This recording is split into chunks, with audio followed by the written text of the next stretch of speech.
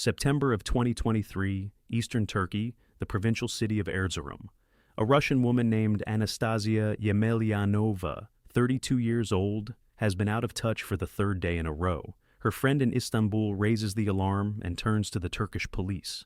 In a rented apartment on the outskirts of the city, they find her body. Standing nearby is her boyfriend, a citizen of Syria. Anastasia had spent her entire adult life fighting against violence toward women. She left Russia in search of a different life, and her path came to an end in a foreign country. 8 months later, a Turkish court would find her partner not guilty. This is the story of how a woman who defended others was left without protection herself. Her path to that apartment in Erzurum began far away, in Siberia. Anastasia Yemelyanova was born and raised in Novosibirsk. She enrolled in the philology program at Novosibirsk State University, graduated, and in 2013 moved to Saint Petersburg. There she joined Saint Petersburg State University, the Department of Mathematical Linguistics within the philology faculty. She studied how language is built, how meaning works, precise, rigorous, analytical work. Alongside her studies, Anastasia took up activism. She became one of the hosts of the YouTube channel Feminists Explain, an educational project about the situation of women in Russia and around the world. The channel discussed domestic violence, laws, and the culture of silence that surrounds it all. Anastasia helped the gender equality project Eve's Ribs. She belonged to the anti-war movement Spring, and to the artistic protest collective known as the Party of the Dead. She joined pickets, prepared materials, and took part in actions. Friends and colleagues describe her the same way: calm, steady, principled. Not someone you could easily rattle, not someone you could force into silence. She spoke often, and without theatrics, about how women in Russia frequently suffer violence at the hands of those closest to them. Article after article, statistic after statistic. People listened. People subscribed. By the start of 2022, Anastasia was a notable figure in St. Petersburg's feminist and anti-war community. She had a voice, an audience, and a cause she was devoted to. She had a mother back in Novosibirsk, friends, a familiar city. And she had a country she was still tied to. Her life looked complicated, but whole. Only a few weeks remained of that life, as she knew it. The break came on the 24th of February, 2022. With the start of military events, Anastasia was on the streets of St. Petersburg in the very first days. Anti-war pickets, actions with friends from Spring and the Party of the Dead, public posts. Like dozens of other activists, she was detained, fined, and placed under surveillance. The atmosphere tightened with every passing month. By summer, staying had become harder and harder. Anastasia decided to leave. A close friend, also an activist, went with her. They chose Turkey for a simple reason. Russians don't need a visa, which made it the cheapest and fastest option for immigration. They arrived in Istanbul in the winter of 2023, among the tens of thousands of Russians who had moved to Turkey in that same period. In Istanbul, Anastasia tried to build a new life. Money was tight, housing was rented on a budget, work was remote. She kept making videos for her audience, helping other activists in exile, exchanging messages with her mother in Novosibirsk. According to her friend, she looked tired, but not broken. Emigration is not freedom. It's another form of constraint, and Anastasia understood that. Somewhere in this period, she installed Tinder. She was simply a living person in a strange city, entitled to warmth and ordinary closeness. On the app, she met a man who introduced himself as Nizar. His full name was Mohammed Nizar Arnabe, a citizen of Syria, a refugee who had moved to Turkey during the civil war back home. He didn't live in Istanbul, but in Erzurum, far in the east of the country, closer to the Iranian border. Their messages came fast, emotional, intense. Within a few weeks, Anastasia was already thinking about traveling to see him, about being close. The trip from Istanbul to Erzurum is almost 1,500 kilometers east. From a megacity full of Russians, journalists, and activists, Anastasia was heading to a provincial town of about 1.5 million people. Erzurum is traditional, conservative, with snow up to your waist in winter. There aren't many foreign women there, and the Russian-speaking community is almost non-existent. Mid-September of 2023, Anastasia arrived to be with Nizar and moved into rented housing with him. According to journalists who reported on it later, the apartment looked more like a half-basement, small, poorly lit, cheap. The friend Anastasia had left Russia with stayed in Istanbul and kept in touch through messengers. Friends speaking later with journalists from Meduza and Novaya Gazeta Europe described those weeks the same way. Anastasia didn't complain. She didn't write about fights. She didn't send anxious messages. According to them, she wasn't someone you could break quietly. If something had been seriously wrong, someone close would most likely have known. So, the first stretch of silence didn't truly frighten anyone at first. They all assumed, she's busy, bad reception, they had a fight, they'll make up. On the 20th of September, Anastasia stopped responding altogether. She went silent on messengers, disappeared from social media. Her friend in Istanbul wrote a few messages, then started calling. No answer. Within a day, the worry became real. Another day later, the friend went to the police, contacted the Russian consulate, and reached out to journalists and activists. Word spread quickly, in chats, on social media, throughout the Russian-speaking diaspora in Turkey. Erzurum at that moment was an almost isolated point on the map. None of Anastasia's loved ones could get there quickly. All they could do was call, write, wait, and hope that everything would be explained the next day. It wasn't. Turkish police eventually arrived at the address in Erzurum. They were met by Nizar himself, who had called for an ambulance shortly before. Anastasia was on the floor of the apartment. By the time the medics and police arrived, she was already gone. According to the investigation, the cause of death was a severe injury incompatible with life. Forensic experts concluded it had been inflicted with a sharp object, a fragment of glass found in the room. Nizar was detained on the scene, and the inquiry began. The story reached Russian, Turkish, and international media. Meduza, the Moscow Times, Al Monitor, Turkey Today, Novaya Gazeta Europe. The headlines came out almost identical. A Russian feminist had died in Turkey? Under questioning, Nizar started telling a story and immediately changed it. In his first version, everything happened by accident. They had quarreled, she lost her balance, fell on a glass coffee table, and suffered a leg injury. By his account, it was an accident, a domestic tragedy. Investigators pressed with follow-up questions, and the story began to fall apart. In later interrogations, Nizar admitted that he himself had caused her injuries during the fight, and not in a single moment, but across several. He hadn't called the ambulance right away. Between what happened and the call to emergency services, those crucial minutes passed during which Anastasia could no longer be saved. Prosecutors recorded the contradictions in his testimony. Not only did the description of events change, but so did the cause of the quarrel. Each version sounded different. In parallel, investigators examined phone records and messages from both of them. The prosecutor believed there was more than enough ground to charge him with intentionally causing her death. The case went to court. The case was transferred to the First Heavy Penal Court of Erzurum. Nizar was charged with intentionally causing the death of his partner. The hearing stretched over several months, from late 2023 into the spring of 2024. On the defendant's bench, Nizar behaved in exactly the opposite way from how he had during the first interrogations. He denied all of his earlier admissions. The defense returned to the original version. An accident, an unlucky fall, no intent. The prosecutor pushed back. He reminded the court of the confession, of the multiple episodes of injury, of the delay in calling the ambulance, of the contradictions in testimony. He demanded a guilty verdict with real prison time.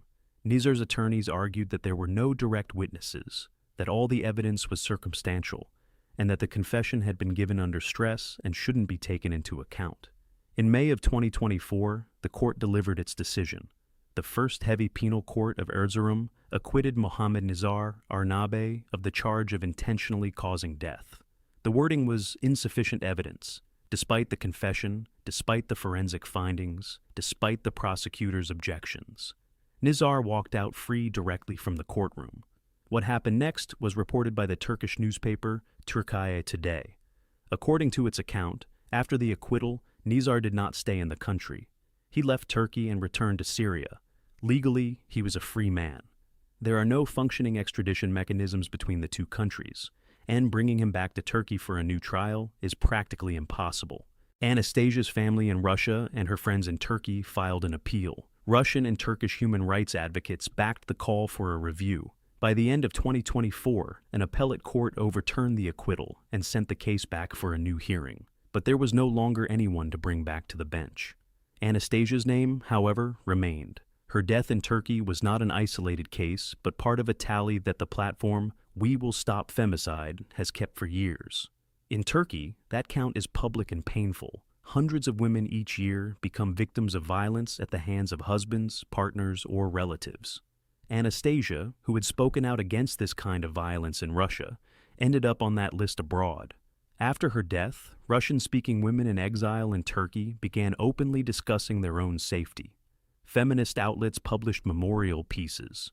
Friends gathered an online archive of her talks, articles, and videos. Anastasia's body was returned to Novosibirsk thanks to the efforts of the diaspora. Her mother has rarely spoken publicly about what happened. And the name Anastasia Yemelyanova remains a reminder that fighting for others doesn't mean you can save yourself. June 12, 2023. The Greek island of Kos. Late evening, the air thick and heavy. The seaside nightclubs running at full tilt.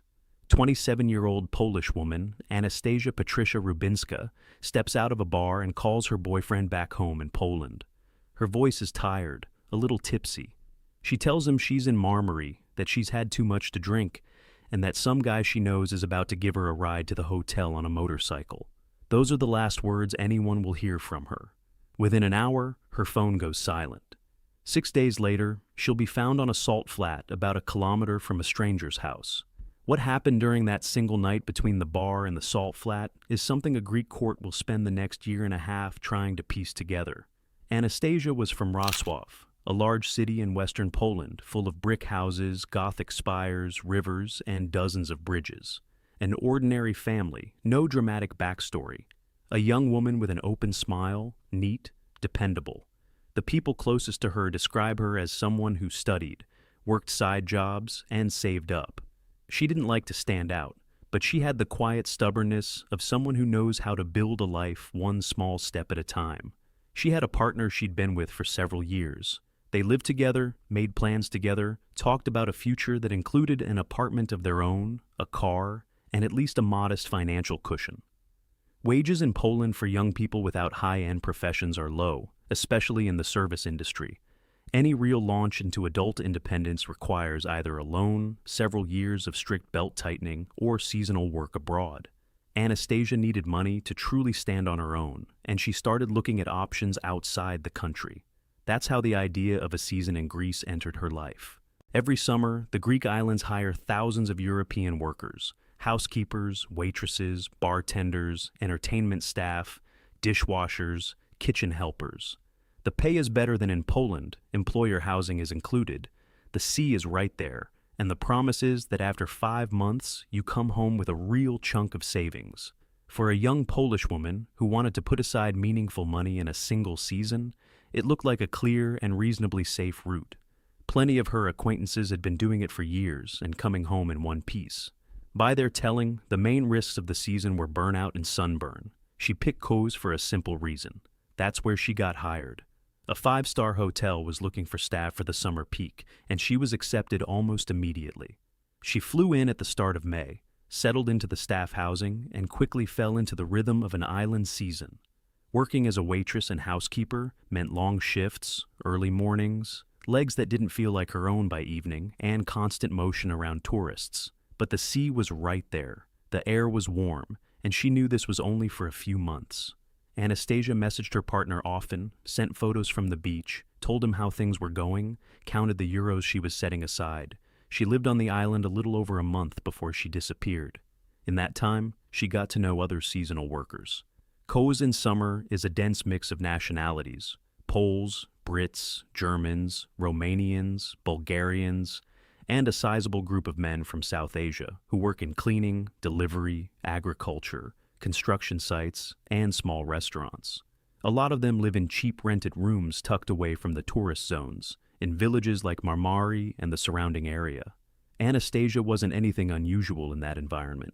There are hundreds of girls like her on the island. Her plan was to finish out the season into the fall and head home with the money she'd saved. According to her family, she had no other plans in Greece, no relationships on the side, no schemes.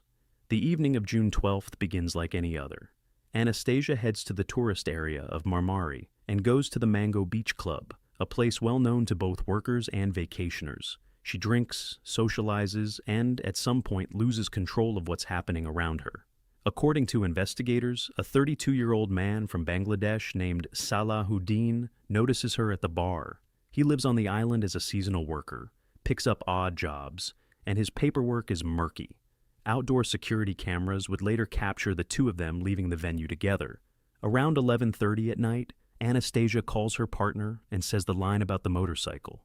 After the call, her phone stays active for a while longer, and then the signal vanishes. According to the prosecution, the young woman ends up in Salahuddin's rented room, away from the tourist streets. There, based on the conclusions of Greek forensic experts, what happens next is what the court will later classify as kidnapping and a serious crime resulting in death. She's held against her will, and that night turns out to be her last. Investigators also state that she was forced to send her partner a short message in order to buy time and throw off any alarm. When her boyfriend can't get through to her and doesn't get a clear answer back, he raises the alarm, calling the hotel, calling the police, contacting the Polish consulate. Greek law enforcement joins the search within 24 hours. But Kos in summer is a large island with dozens of kilometers of coastline, cliffs, gardens, and empty lots. Finding one person there is hard even with perfect coordination. Police roll out a search operation, interview hotel staff, pull camera footage from bars and bus stops. Salahuddin's figure shows up quickly on the recordings, and he becomes the main suspect in the case before the body is even found. The search lasts 6 days. Polish police officers arrive on the island, volunteers join in, coastal brushland, abandoned plots, and the yards of rental houses are combed through. On June 18th, a female volunteer finds Anastasia's body in the area of a salt marsh, not far from the village where Salahuddin lives. The body is hidden in a thicket of reeds, well off the road. The volunteer would later tell journalists she came across the spot by chance, walking the edge of the empty lot. The distance from the suspect's house to where she was found is about a kilometer. Greek medical examiners establish how she died and document signs that the young woman fought back.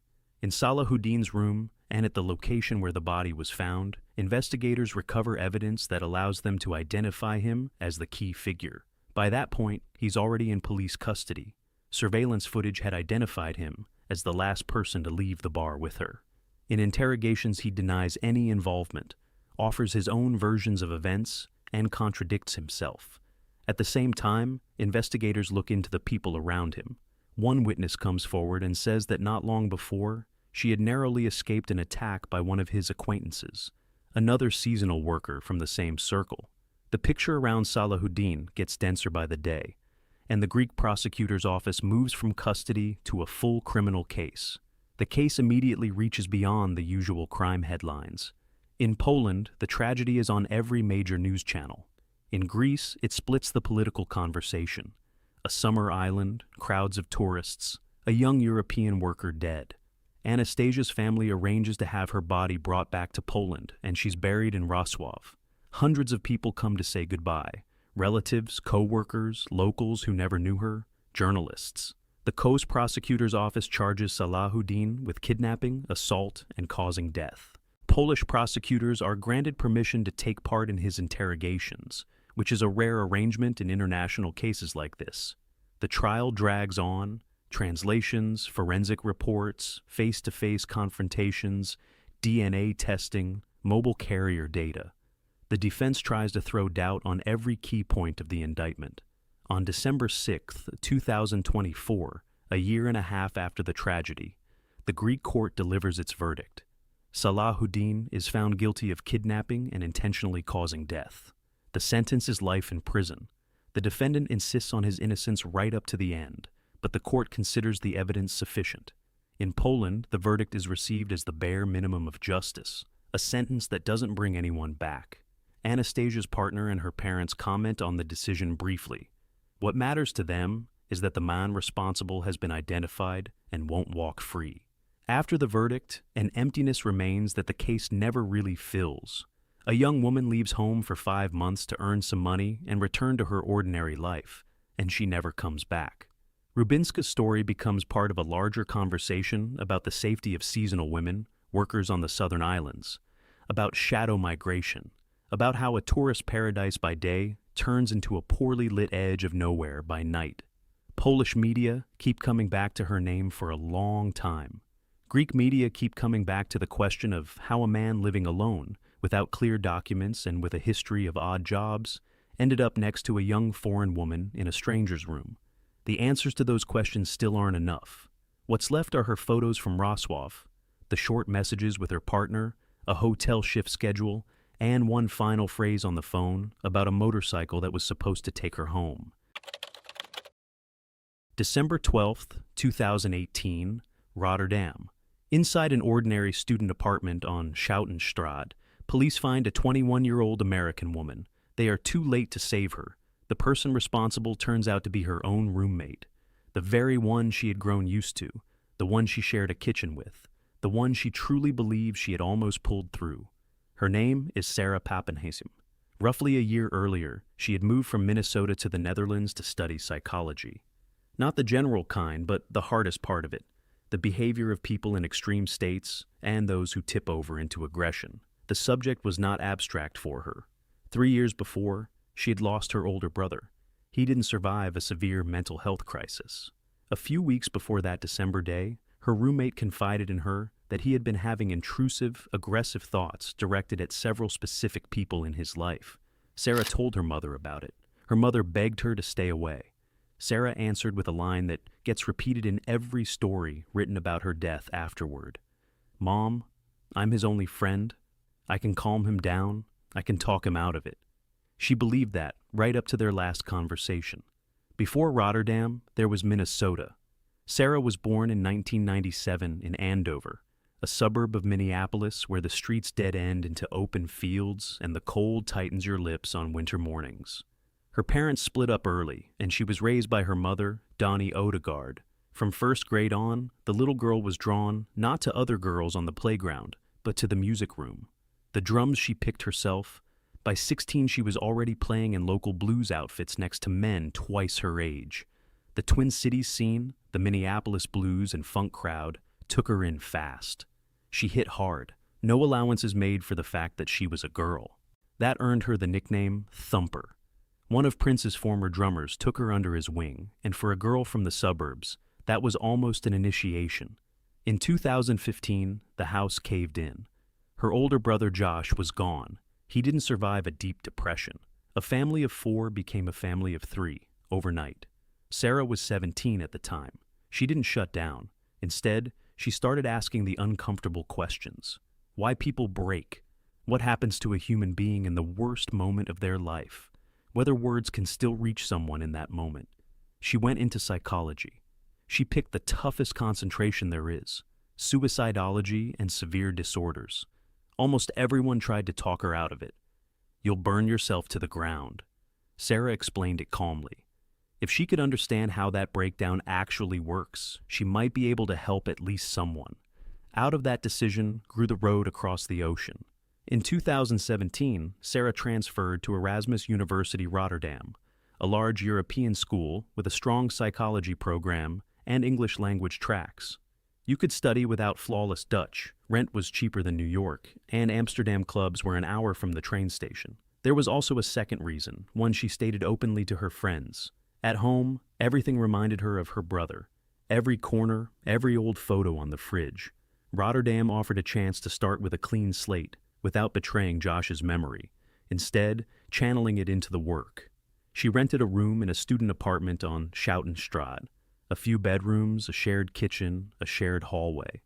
Roommates came and went, and she got to know each of them quickly. She was open by nature, without that for-show American smile. School was intense. She joined local jam sessions, brought her drumsticks to lectures, argued with her professors about how to work with patients in crisis. Back in Minneapolis, people were waiting for her. The musician Brian Naughton had already arranged to bring Sarah on as the drummer for his project once she finished her degree. She had a clear 5-year plan: finish psychology in Rotterdam, come home, balance clinical work with the stage. live the way only a handful of people manage to live, at the intersection of two very different worlds, and stay honest in both. Into that tightly packed life walks a roommate, Joel Schellings, 23 years old, Dutch, a cellist with conservatory training. On the surface, a quiet guy in glasses, almost always wearing headphones. No loud crowd, no big parties, no friends in the usual sense of the word. For the first few weeks, Sarah and Joel barely cross paths. The kitchen, hello. Some talk about music. He learns that she plays drums. She learns he plays the cello. That's the first bridge between them. Then the strangeness starts. Joel has flashes of irritation over little things. A dirty plate, somebody laughing in the hall, the wrong music coming through the speakers. Later, Dutch forensic psychiatry would describe his condition with 3 diagnoses at once: autism spectrum disorder, schizophrenia, and psychosis. The kind of picture in which, at some point, a person stops being able to tell their internal scripts apart from the outside world. But in 2018, there are no diagnoses yet. There is only a strange roommate with something clearly off. Sarah hears things from him that an ordinary classmate should never have to hear. Joel shares his dark thoughts with her. He tells her about intrusive, aggressive feelings toward specific people in his circle. According to what she told her close friend Adam Pryor, he was naming several people at once. For most students, that's the cue to call the police immediately or move out. Sarah hears it differently. In front of her eyes is the textbook on working with severe disorders and her own brother whom no one reached in time. She decides Joel can be helped, and she starts helping the only way she knows how. She calls her mother in Minnesota and tells her about the roommate, about his words, about his outbursts. Donnie Odegaard listens and literally pleads with her. Stay away from him. Move out. This isn't your responsibility. Sarah answers calmly, without drama. She's his only friend. If she leaves, he'll be completely alone, and she still believes she can hold him steady. She applies what she's learning in lectures directly to him. Long conversations in the kitchen, attempts to redirect him when he tips into a sharp state. According to several sources, Sarah even reaches out to Joel's family, trying to get through to his parents, explain that he needs professional help, hospitalization, medication. By one Dutch account, Joel's relatives were in fact planning to come visit him precisely in December of 2018, literally the days when everything would happen. Sarah keeps studying, keeps playing, keeps writing to her friends back in Minnesota. To Adam Pryor, she writes openly, "My roommate is dangerous. His words are not a joke." Adam, like her mother, tells her not to play the hero. Sarah brushes it off. She doesn't see herself as a hero. She sees herself as a person who has the knowledge, the access, and the chance to keep one more family from losing somebody they love. By the textbook, Sarah is doing almost everything right. She's worried. She's reaching out for help. She's not breaking contact. But the textbook is written in an office, and her counterpart isn't a patient in a ward. He's a healthy-looking roommate within arm's reach, and her time is running out faster than she realizes.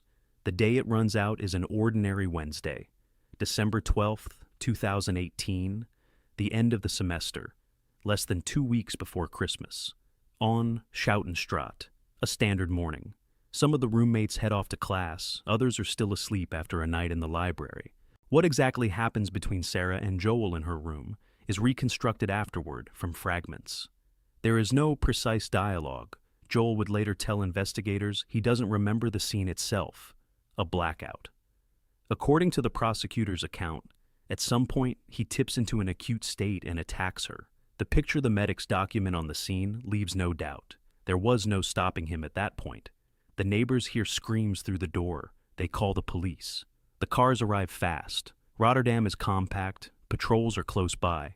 Paramedics work on her right there in the room, trying to save her. They don't make it. Sarah dies in her own apartment, the one she had moved into to start over.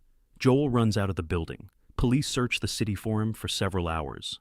They pick him up at the central train station. He's standing there as if he meant to leave, but hadn't decided where. He doesn't resist. By the time they put him in the car, he no longer remembers what he did. Or says he doesn't remember. The Rotterdam prosecutor's office moves the case along quickly. Schellings is held in custody, and psychiatrists examine him for several months. Their conclusion, a combination of autism, schizophrenia, and psychosis. At the moment of the attack, in their wording, he had lost contact with reality. He wasn't acting as an adult responsible for his own actions, but as a patient in an acute episode. That changes the charge. A charge of intentional murder doesn't hold. Dutch courts require proven premeditation, and there isn't any. The case is reclassified as an unintentional act resulting in death. The verdict comes down exactly 1 year after the tragedy, December 12, 2019. Schellings receives 6 years in prison. After his sentence ends, mandatory psychiatric treatment, a minimum of 2 years, and after that, every 2 years, a panel will decide whether he can be released. Under Dutch law, that's a serious measure, potentially open-ended. But for the American family, those 6 years sound surreal. They don't see anything proportionate in that number to what Schellings did. Donnie Odegaard flies in for the proceedings. She sits all day in the Rotterdam courtroom, listens to the experts, stares at the back of the man who took her daughter from her. When the verdict is read out, she stands up and walks out. To the reporters at the entrance, she says only, "Stunned." Later, she gives an interview to CBS Minnesota and delivers the line that travels through every story afterward.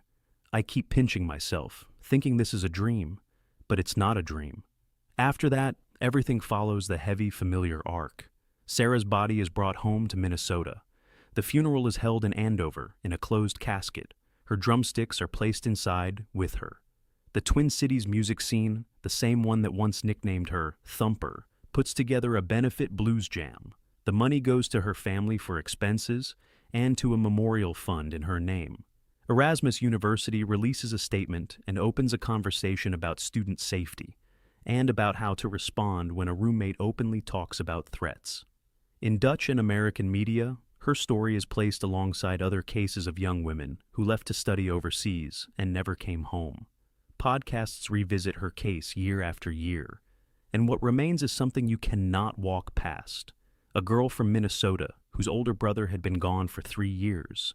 A girl who crossed an ocean to study why people break and how to pull them back. A girl who was the first to see in her own roommate a patient, not a threat. Her knowledge did not save her. Her life was taken by the person she had called her only friend, the person who, by her own words, needed her help. A 20-year-old French girl from Troyes leaves for London to work as a nanny, to learn English, earn some money, see a bit of the world. 20 months later, neighbors in the well-off district of Wimbledon dial emergency services. Thick, acrid smoke is rising from the garden of the house across the street. By the time the fire crews arrive, it is already clear that this is no ordinary household fire. On the property, they find Sophie Lionnet. For nearly 2 weeks before that night, inside this very house, her employer and her employer's partner had been filming her on camera and confronting her with fabricated accusations. Those accusations were built on a fantasy involving a former member of a well-known pop group, a man Sophie had never even met. How could something like this happen in an ordinary residential neighborhood of the British capital? And more importantly, why did no one hear her in time? On the night of September 20th, 2017, a quiet street in South Wimbledon woke up to the smell of burning. Wimbledon is a prosperous part of southwest London, the kind of place where emergency calls are rare. But on that night, several neighbors called at once. Heavy, acrid smoke was pouring from the garden of a nearby house. Dense, oily smoke, nothing like a backyard bonfire or a barbecue. Within minutes, fire crews pulled up to the property. Open flames were burning in the garden, and the homeowners were running around in a panic nearby. The fire was put out quickly, and right away it became obvious. This was no ordinary garden fire. Police were called immediately, and the area was cordoned off. The owners of the house, Sabrina Koider and Wissam Medouni, tried to explain things in a hurry, kept contradicting themselves, and within an hour they were in custody. By morning, the identity of the deceased had been established. It was their nanny, Sophie Lionnet, 21 years old, a French citizen. Behind that name in the police report stood a real person with a short but real-life story. Sophie Madeleine Danielle Lionnet was born on January 7, 1996, in Troyes, a quiet town in northeastern France. The family was an ordinary one. Her mother, Catherine Devallon, her father, Patrick Lionnet, a gardener. Her parents had been divorced for years, and the girl had grown up moving between 2 homes, used to adjusting, not arguing, not drawing attention to herself. People close to her described her with a single word: gentle, friendly, a little shy, no sharp edges. Sophie left school around the age of 16, with no big drama, simply because schoolwork wasn't for her. But she had a dream: travel, films, some kind of brighter, fuller life somewhere else. After school, she took a professional course in childcare. There wasn't much money at home, and going abroad felt like a real chance to break out. In January of 2016, just a few weeks after her 20th birthday, she left for London. The plan sounded warm and safe: work as a nanny, learn English, save up. The plan looked safe on paper. Waiting on the other side of the channel was a family that, from the outside, looked like a London postcard. Sophie was hired by Sabrina Kuiter, 34, and her partner, Wissam Medouni, 39. Kuiter described herself as a fashion designer and stylist. The couple had 2 small children, a large house in South Wimbledon, an upscale neighborhood, well-kept streets, private schools nearby. For a 20-year-old girl from Troya, all of it looked like a dream of a different life finally coming true. In her first weeks, Sophie sent calm messages home. She liked the city, the children were sweet, her English was slowly improving. Now and then, she sent her parents photos of London, but Sophie wasn't the first nanny in this house. The previous one had left the family after a serious falling out, and she wasn't the only one. Inside those walls, the atmosphere was very different from the one out on the street. Sabrina lived in a constant, hard-to-explain state of anxiety. Wissam didn't try to calm her down. On the contrary, he fed her fears. Inside the family, a steady belief had taken hold that someone was after them, and little by little, Sophie stopped being just an employee. She became a witness to the way the anxiety in that house kept growing. The source of all that anxiety was a man Sophie had never seen in her life. Kuiter's former partner, Mark Walton, was an Irish musician and a member of the original lineup of the early 90s group Boyzone. The two had been together from around 2010 and split up about 2 years later. They had a child together. According to Walton, the relationship had been a difficult one. Sabrina would lash out for no reason, leave, come back, accuse him. After the breakup, Kuiter developed an obsessive fixation on her ex. According to investigators, she contacted the police roughly 30 times with complaints about Walton. Among her claims, that he was using black magic against her, hiring helicopters to spy on her house, plotting an international conspiracy against her. Walton denied all of it. By the time of the events in question, he was living in another country and had no contact with the family. Wissam Medouni accepted his partner's version completely. He started looking for the conspiracy himself, playing along, building on the theme. And by sheer chance, a young French nanny got caught up in this shared, heavy fantasy. Psychiatrists would later call it folie à deux, a delusion shared by 2 people, where one of them passes their entire delusion onto the other. A delusion shared by 2 people needs proof, and the role of evidence fell to Sophie. From early September 2017, Kuiter and Medouni had convinced themselves that their nanny was secretly working for Walton, passing him details about the house, about the children, helping him spy on them. In reality, Sophie had never met Walton and had only ever heard about him from Sabrina herself. For about 12 days, Sophie was effectively held inside the house. Her passport and her phone were under her employer's control. Kuiter and Medouni carried out so-called interrogations and recorded parts of them on a phone. On the recordings later examined by investigators, Sophie looks exhausted, loses her train of thought, repeats the absurd accusations being put to her. She was placed under heavy psychological pressure and verbal abuse. At some point, under that pressure, Sophie agreed to whatever they wanted to hear. In the notes later found among her belongings, she had written in a short, almost childlike hand, "Why me? I need help to stop them." The help never came. By September 20th, the tension inside the house reached a breaking point, and after that, everything fell apart. According to material later presented in court, on that day Kuiter and Medouni once again demanded a confession from Sophie, and the final episode ended with her dying in the bathroom. After that, the couple stayed in the house for several hours. They later told investigators that they had been confused and were trying to decide what to do. The decision they made was the most primitive and the most visible one possible, to try to cover up what had happened on their own property. They counted on the neighbors writing the smell off as a barbecue or a garden fire. But in the dense urban layout of Wimbledon, hiding something like that is impossible. The smoke gave them away faster than they could come up with anything. By the time the fire engines pulled up to the property, any chance of hiding it was gone for good. From that moment on, the case stopped being a private secret of one family in a big house. Police seized phones, laptops, and handwritten notes belonging to Keio and Meduni. Among the files, investigators found more than 8 hours of audio and video recordings of the home interrogations. On those recordings, Sophie can be heard repeating fabricated accusations under pressure. Experts reconstructed the timeline of those 12 days using the timestamps on the files. You can see the tension inside the house steadily building. Among her belongings, handwritten notes were found. In them, she tried to explain in simple words that she had done nothing wrong, that she didn't understand what they wanted from her. Neighbors on the street gave statements. They had heard raised voices, but had written it off as a family argument. Former nannies of Keio's described how they too had left the house in a confrontation. According to investigators, Mark Walton had no connection to what had happened. His only link to the case was the fact that he was Keio's ex-partner. Sophie's body was formally identified, and her parents were called in from France. The case was sent to trial. The trial began in the spring of 2018 at the Old Bailey, London's main criminal court. The prosecution case rested on 3 pillars: the home recordings, statements from neighbors and former nannies, and medical findings. Keio's defense tried to portray her as a victim of circumstance, as if Meduni had been in control of everything, and she had simply gone along with it. Meduni's defense argued the exact opposite. Sabrina had always been the driving force, and he had been the weaker side. The judge and the jury heard fragments of the recordings played right there in the courtroom. Sophie's mother sat in on the hearings and barely missed a single day.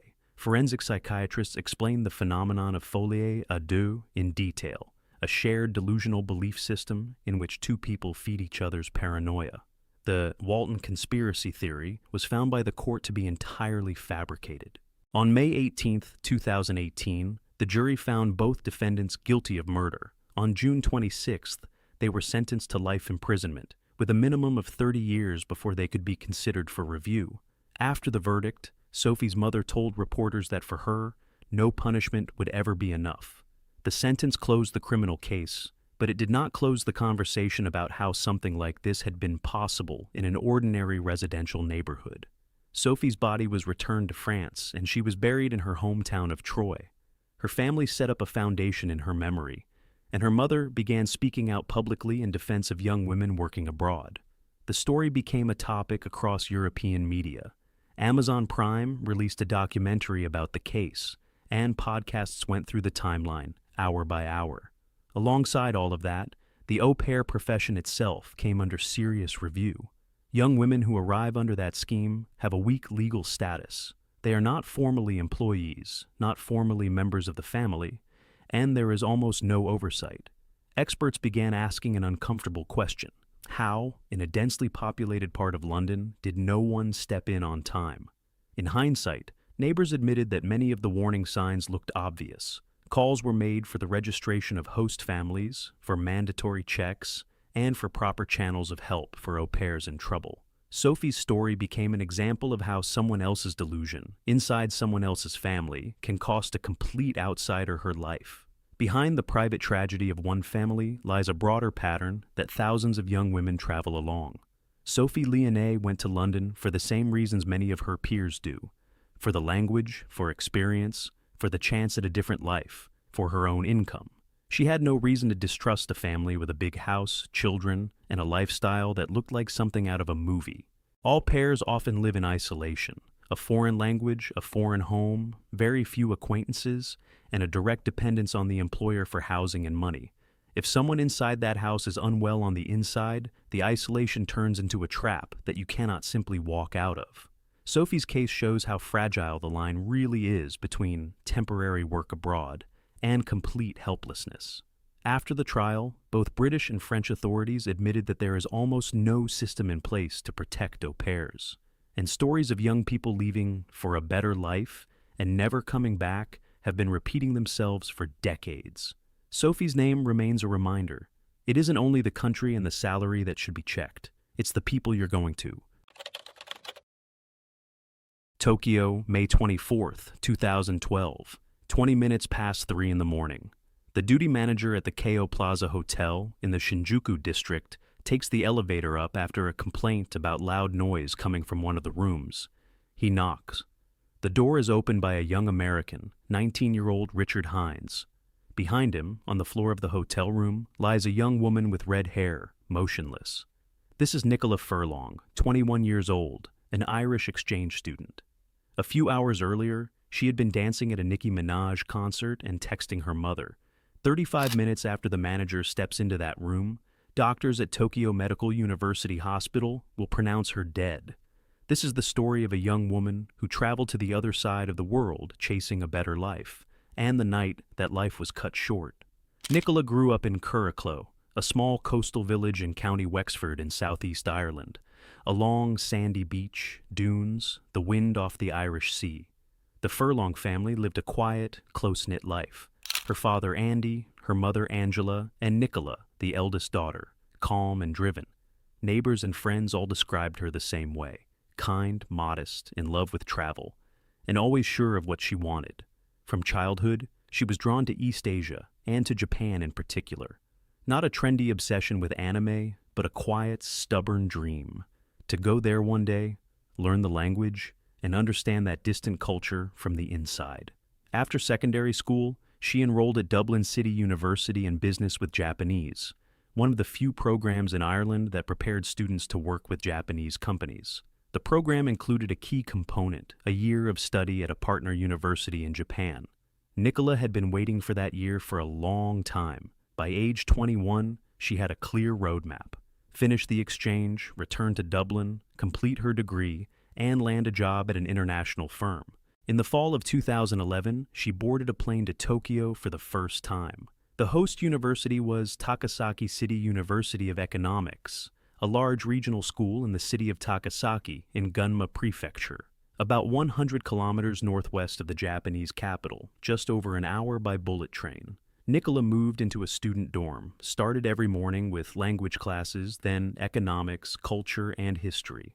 Several other Irish students from DCU had come on the same exchange program. Among them was Sarah Maher, a young woman her age who quickly became a close friend.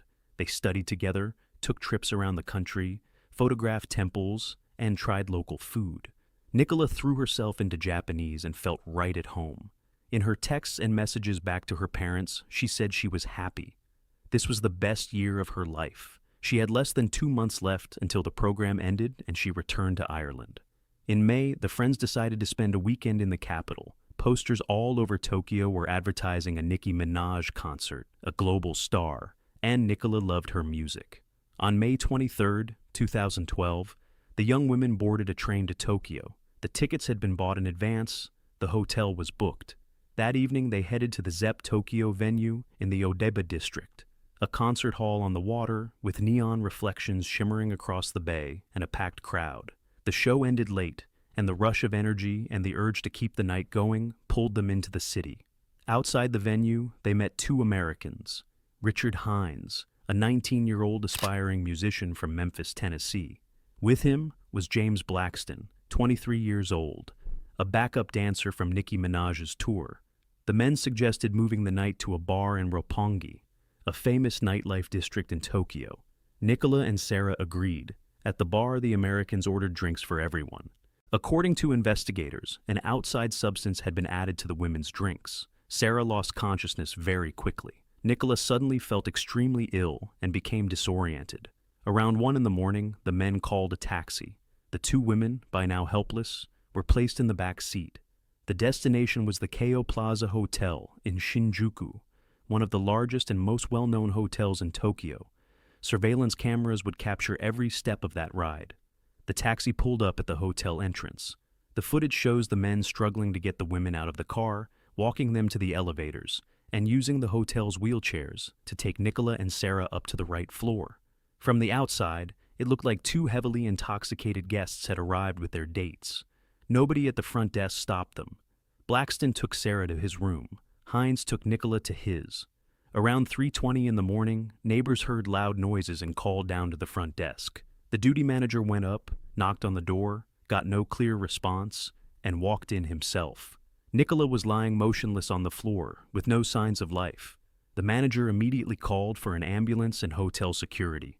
Paramedics rushed her to Tokyo Medical University Hospital. On the way, doctors tried to restart her heart, but it was no use.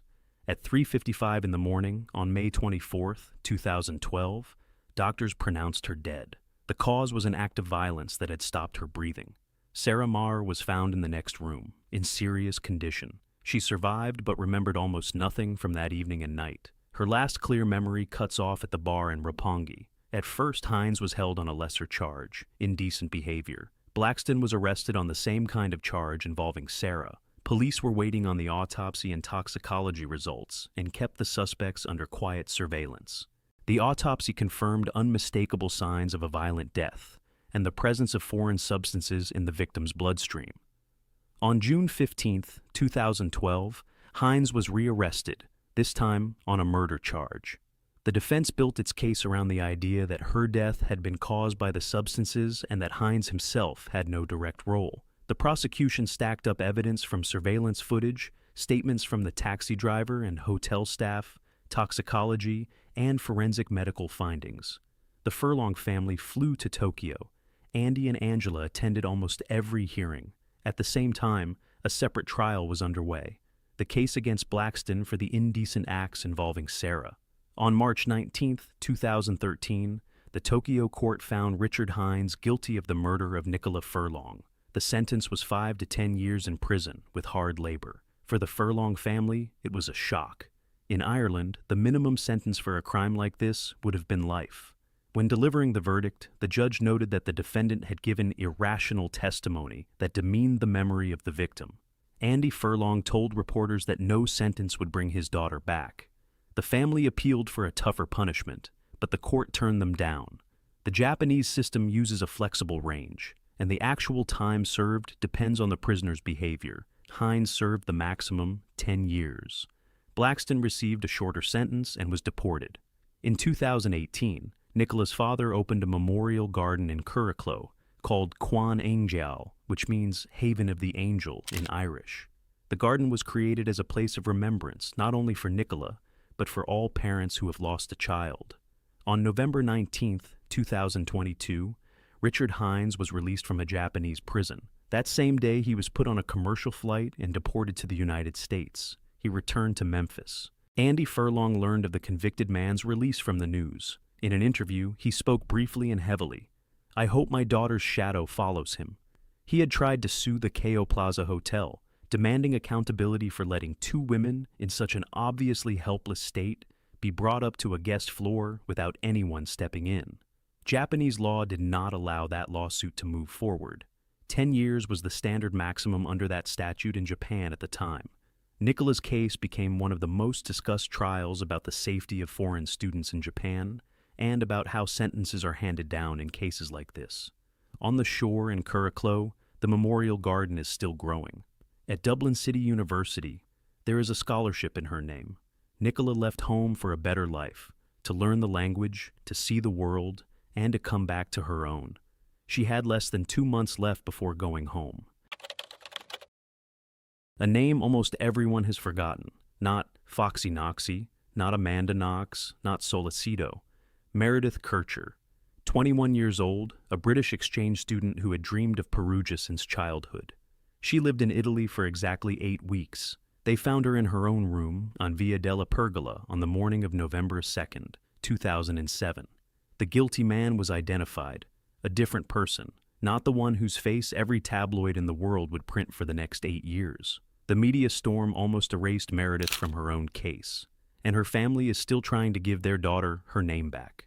Meredith Susanna Cara Kercher grew up in Coulsdon, a quiet southern suburb of London. Her father, John, was a freelance journalist who wrote for the British tabloids. Her mother, Arlene, was from Lahore. There were 4 children in the family, an older brother, Lyle, 2 older sisters, Stephanie and Arlene, and the youngest, Meredith, who was called Mez at home.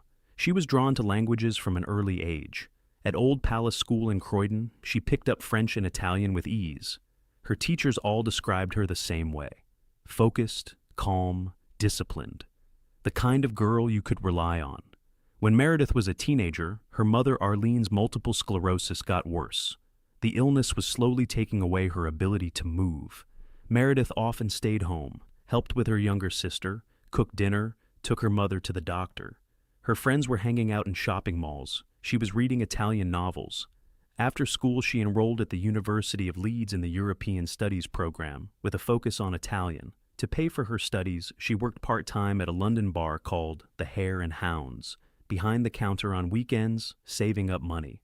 Italy was her great dream. She had been there as a schoolgirl. She collected postcards from Florence and Rome. She could quote Dante from memory. By 21, she already knew she would spend her third year on Erasmus in Perugia. Not Rome, not Milan. Specifically the small town of Perugia, a university city in the Umbrian Hills where foreigners come to learn Italian. There, as she wrote to a friend, you could really hear the country, the paperwork, the interview, a place at the Università per Stranieri. The plane ticket to Italy was booked for late September of 2007. Meredith packed her suitcase and promised her mother she would call every day. She arrived in Perugia at the end of September, the old town built of reddish stone, the narrow streets, the funicular, students from all over the world. Meredith fell in love with the place at once. She spent a few days in a dormitory, then she found an ad, a room in a shared flat on Via della Pergola, number 7. The building stood on a slope right at the edge of the historic center, and from the terrace you could see across the valley. The rent was €300 a month. She signed the contract and moved in. 4 young women lived in the upper half of the house. 2 were Italian, Filomena Romanelli and Laura Mizzetti, both young lawyers, calm, focused on their work. The 4th flatmate was an American, Amanda Knox, the same age as Meredith, an exchange student from Seattle. The flat downstairs was rented by 4 young Italian male students. The house was big, noisy, the typical kind of place you find in University Perugia. Meredith's schedule fell into place quickly. Mornings, Italian classes at the Università per Stranieri, afternoons, coffee with her British friends, evenings, a part-time job at a bar called Le Chic. The owner of the bar, Patrick Lumumba, was originally from Congo and married to a Polish woman. Her relationship with the Italian flatmates was warm. With Amanda, things were more complicated. The 2 girls were different. Meredith was disciplined, quiet. She liked order. Amanda was more open and louder. She had her own rhythm of life. A few times they argued about little things. An unwiped table, the bin nobody had taken out. Ordinary roommate friction, nothing more. By the end of October, Meredith already had a settled routine. She called her mother 3 times a week. She wrote her father long letters about Perugia. She had met a boy, also an Erasmus student from London, Giacomo Silenzi, from the flat downstairs. 8 weeks in Italy. Everything was going just the way she had dreamed. Halloween was a few days away. October the 31st, 2007, a Wednesday. Perugia was buzzing. Students in costumes filled the alleyways. The bars were packed. Meredith dressed up as a vampire. A black dress, white makeup, the classic Halloween look. That evening she met 3 British friends at the Merlin pub. Then they moved on to a club called Domus. She came home around 2 in the morning and went to bed. November 1st is a public holiday in Italy, Ognissanti, All Saints' Day. The city was empty. Meredith slept until noon, had a late breakfast, then went over for lunch at her friend Robin Butterworth's place. Robin lived 10 minutes away on foot. Meredith spent several hours at her place. They watched The Notebook, ate pizza, talked about home. Around 9 in the evening, Meredith was getting ready to leave. Robin offered to walk her back. Meredith said no. The route was short, right through the center. She had walked it hundreds of times. Meredith stepped out into the street just after 9. She walked along via Sant Antonio, climbing the familiar steps. Halfway home, she was on the phone with her mother in London. A short conversation, ordinary words. That phone call was the last time Arlene Kercher ever heard her daughter's voice. Around 9:30, Meredith entered the flat on Via della Pergola. The Italian flatmates were not home. Filomena had gone to her fiancé's place for the holiday. Laura was with her family in Viterbo. Amanda Knox spent that night at the place of Raffaele Sollecito, an Italian engineering student she had met a week earlier at a classical music concert. Meredith was alone in the flat. She changed clothes, checked her email, was getting ready for bed. According to investigators, sometime between 9:30 and 11 at night, an intruder got into the house. Through a window, she was attacked. Around midday on November 2nd, Amanda Knox came home to get a change of clothes. According to her, the front door was ajar, and there were stains on the bathroom floor. She called Solicito, then the Italian flatmates. Filomena Romanelli arrived first and saw that the window of her room had been broken from the outside. Her things were scattered around, but nothing valuable was missing. They called the police. The door to Meredith's room was locked from the inside. Filomena knocked, no answer. One of the men who had come along forced the door open with his shoulder. The scene they walked into would later be described in police reports in dry, official language. Meredith in her room, covered with a duvet, the surroundings indicating a struggle. The cause of death was determined by the autopsy, a wound to the neck. The Carabinieri arrived, then forensic specialists from Rome. The crime scene team worked in the flat for 5 days. They lifted prints, collected fibers, took photographs. On the duvet, on the pillow, on Meredith's clothes, there were traces that would later become crucial. And on the pillow, in blood, they found a clear handprint, a man's, and it did not belong to anyone living in the house. The Kercher family got the terrible news in London the same day. John, the father, took the first flight to Perugia. Lyle and the sisters followed. The mother, Arlene, stayed home because of her illness. At the morgue in Perugia, John Kercher went through the hardest moment of his life. A few days later, the family asked one thing of the Italian authorities: find whoever did this. They were promised. We'll find them quickly.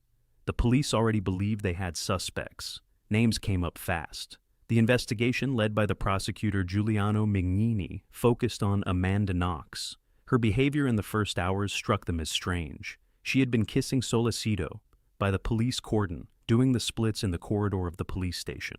On November 5th, she and Solicito were called in for questioning. They were interrogated all night long, without a lawyer, without an interpreter. Toward the morning of November 6th, an exhausted Knox signed a statement that named her employer, Patrick Lumumba. She would later retract that document, and the court would rule it invalid. Lumumba was arrested. 2 weeks later, he would be released without charges. He had a rock-solid alibi. Knox and Solicito remained in custody. The actual evidence pointed to a completely different man. The handprint on the pillow belonged to Rudy Herman Guede, a citizen of Côte d'Ivoire who had grown up in Italy, a small-time criminal known to the Perugia police for break-ins. His DNA was found on Meredith's clothes and on her personal belongings. After the killing, Guede fled Italy by train to Germany. On November 20th, he was arrested on a train running from Mainz to Karlsruhe. He admitted he had been in the flat, that he had been with Meredith, but he said someone else had struck her. Guede was tried under a fast-track procedure. In 2008, he was given 30 years, on appeal that was reduced to 16. In 2021, he was released.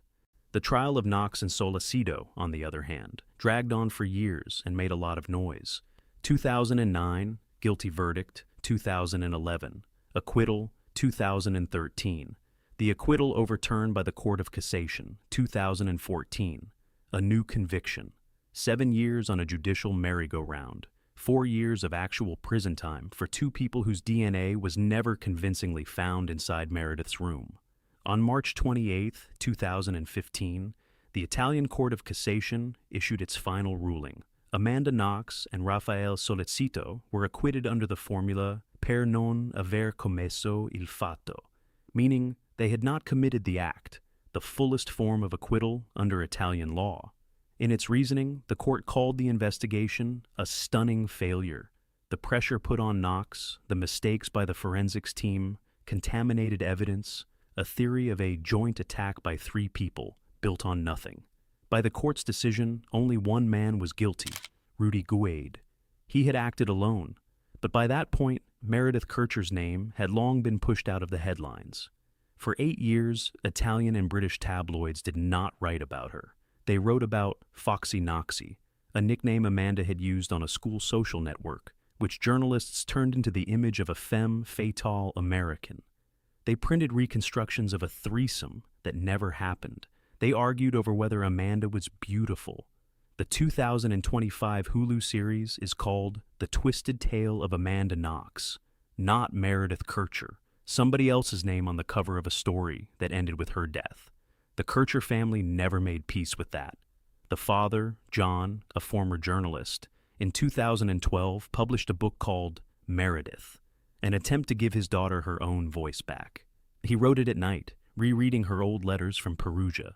The mother, Arlene Kercher, died in 2020 without ever knowing how the case would end. Her multiple sclerosis got worse after she lost her daughter. John passed away in 2024. Her brother Lyle and her sister Stephanie keep pushing for the case to be reopened, give the occasional interview, and they all say the same thing. The court acquitted Knox and Sollecito, and that is Italy's right. But Meredith is gone, and almost no one remembers her. In Croydon, at the Mitcham Road Cemetery, a simple stone stands on her grave. The dates: December 28, 1985, November 1st, 2007. And one word in Italian, amata, beloved. A young British woman flies to Japan to teach English. 5 months later, she vanishes after a lesson with her own student. She turns up in a stranger's apartment in Ichikawa. The suspect bolts barefoot past 9 police officers and disappears for 2 years and 7 months. All that time, he lives under fake names and quietly walks into plastic surgery clinics. Meanwhile, a father from Coventry flies to Tokyo and walks the streets handing out flyers. This is the story of how a country stopped feeling like the safest place on earth, and how one man tried to erase his own name. Lindsay Hawker grew up in the small town of Brandon, just outside Coventry. The eldest of 3 sisters, quiet, stubborn, with a love for languages. At home, they called her Linz. Her father, Bill, was an engineer, her mother, a teacher. In the evenings, Lindsay would sit by the window and stare at the world map above the desk. Japan on that map had been circled in pencil since her school days. At Leeds University, she studied biology, but by her final year, she realized the lab wasn't for her. She wanted a foreign city. She wanted her real life to be just beginning. For hours, she'd tell her friends about Tokyo, about tea ceremonies, about how polite the Japanese were on the metro. To her, Japan felt like the safest country in the world. She wrote about that to her parents in nearly every letter. In 2006, Lindsay finished university and applied to Nova, one of the biggest Japanese chains of language schools. She got the job, a 1-year contract, an average salary, teacher housing. In October, she boarded a plane from Heathrow to Narita, 22 years old, clean English, a soft smile, a backpack, notebooks. A girl from Coventry flying off, chasing a dream that had only 5 months left to live. Lindsay was placed in an apartment in the small town of Funabashi, half an hour from central Tokyo. She shared the flat with 2 other girls, a Brit and a Canadian, both also from Nova. In the mornings, she'd ride to the school and teach adult Japanese students, bank clerks, housewives, university students. In those years, Nova was the largest private chain of language schools in Japan. Thousands of foreign teachers, a conveyor belt of 40-minute classes. Lindsay worked carefully, and her students liked her. Friends remember she picked up basic Japanese fast, did her own grocery shopping, and was proud that she could read the kanji on the packaging. In her letters home, there's a line her father would later quote in every interview: "I feel completely safe here." By the start of 2007, she'd been working in Japan for half a year. She had her regulars, and some of them asked her for extra private lessons. Nova didn't approve, but plenty of teachers did it on the side. In March, a new student signed up for her classes, a tall, thin, quiet Japanese man, 28 years old. The name on his paperwork was Tatsuya Ichihashi. Her friends warned her, "Be careful with private lessons, never give out your home address, only meet in public places." Lindsay nodded. Ichihashi struck her as odd, but harmless.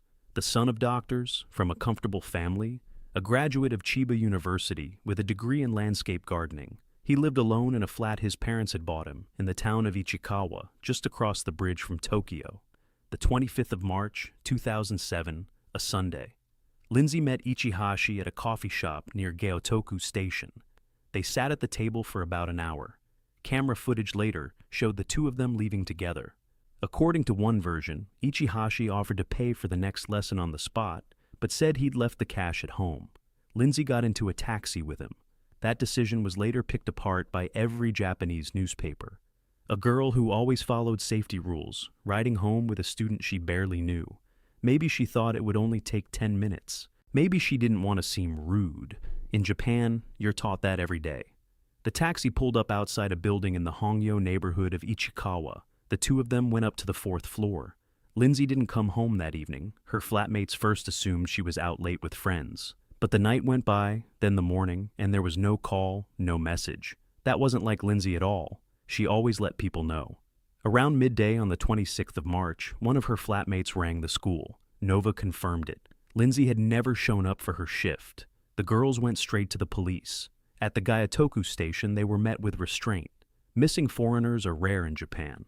But the flatmates pushed. All they knew was the student's name, Ichihashi, and a rough idea of the area Lindsay had mentioned the night before. It was enough.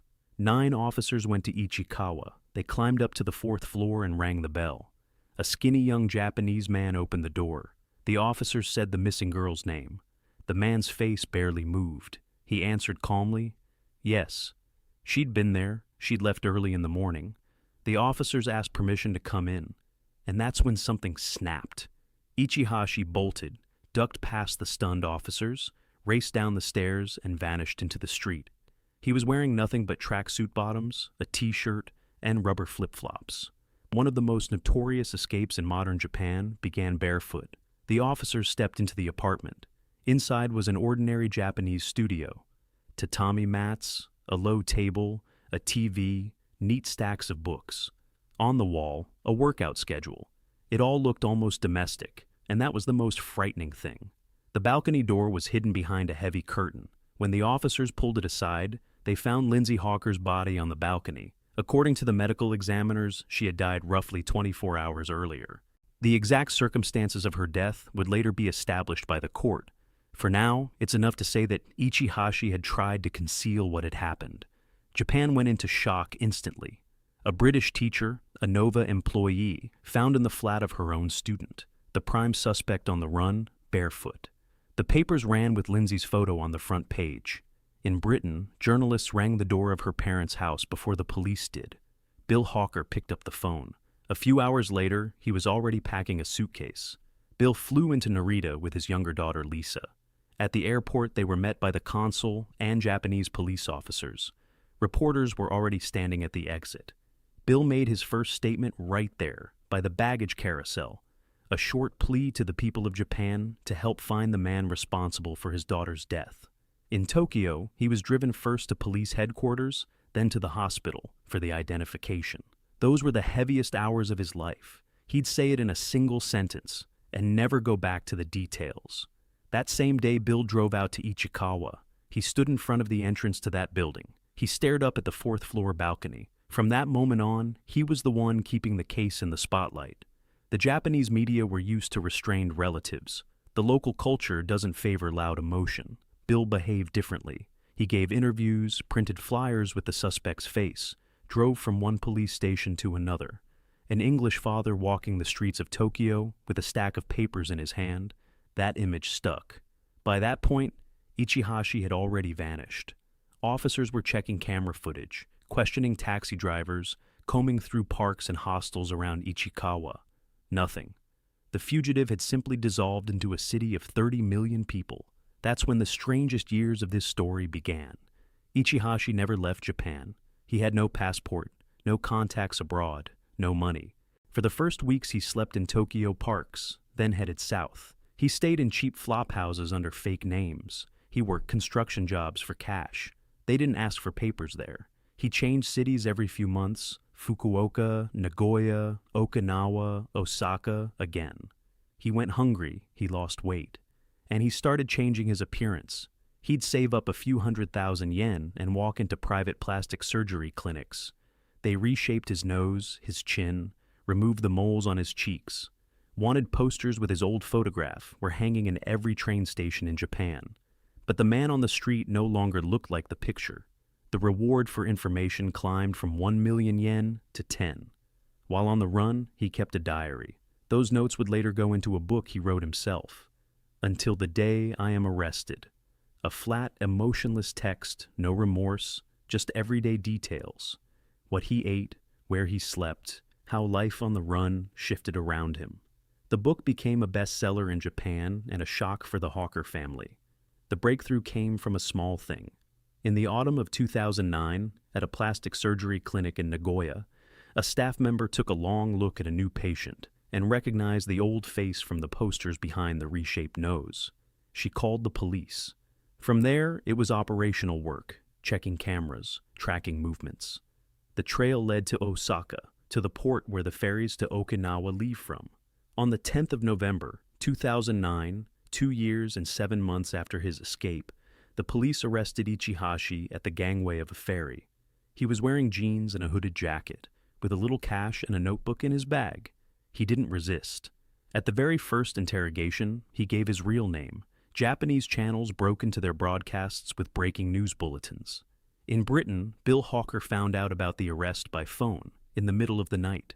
The trial in Chiba Prefecture began in July 2011.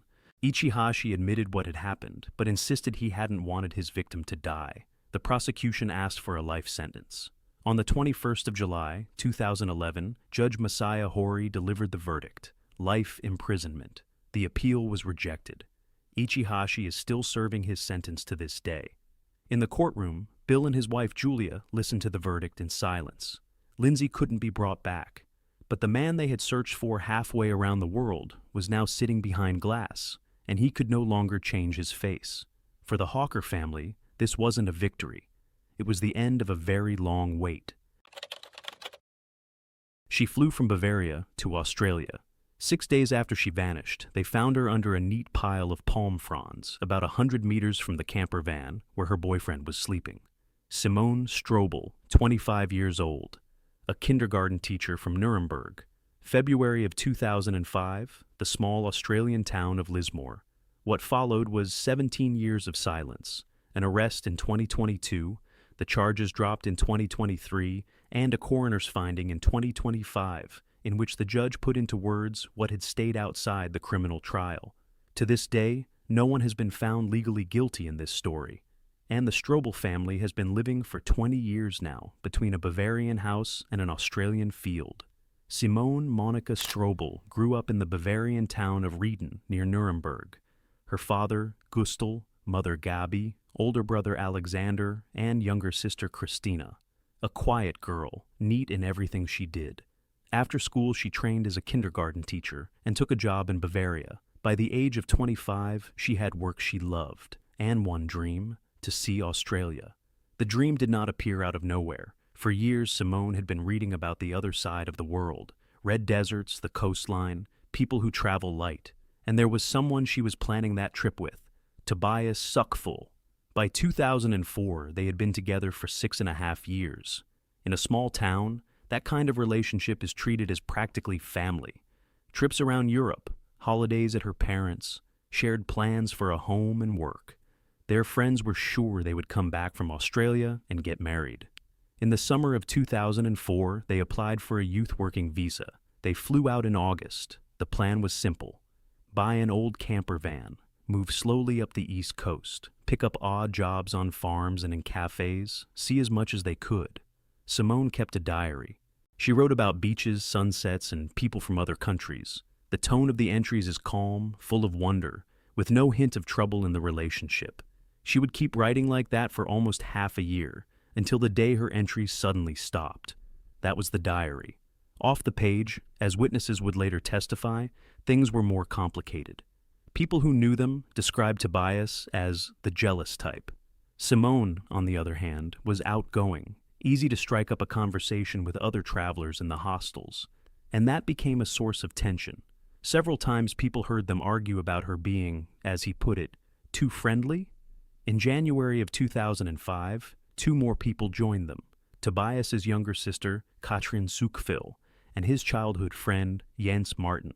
Now there were 4 Germans driving up the East Coast in one camper van. The couple were no longer alone, and any everyday spat instantly became everyone's business. Their route ran from Sydney and Brisbane up toward the national parks and beaches of northern New South Wales. By the end of January, they ended up in the area around Lismore, a town inland from the coast with green hills and fields all around. There was a campsite for road travelers there, the Lismore Tourist Park, cheap, under old trees, with a wide sports ground across the road. According to witnesses, Simone looked tired during those days, but generally calm. She and Tobias kept clashing over little things more and more often. Who was paying, where to go next, how long to stay in one place. Simone wanted to keep moving. Tobias, witnesses said, kept dragging his feet. The 11th of February, a Friday. The group decided to spend the evening in town. They went to the Gollan Hotel pub, had some beers, talked. Around 11, the manager asked them to leave. The place was closing. All four of them walked back to the campsite. Lights were still on at the site. Other travelers were moving around. The neighbors would later tell police they heard a loud conversation in German near the camper van, voices rising, then dropping, then rising again. One of the witnesses called it a man and a woman shouting. He could not understand the words, but he remembered the tone. According to later witness statements, a sharp, raised voice exchange took place between Tobias, who would later change his surname to Moran, and Simone. According to one witness, hurtful words in German were directed at her, along with accusations that she was ruining the holiday.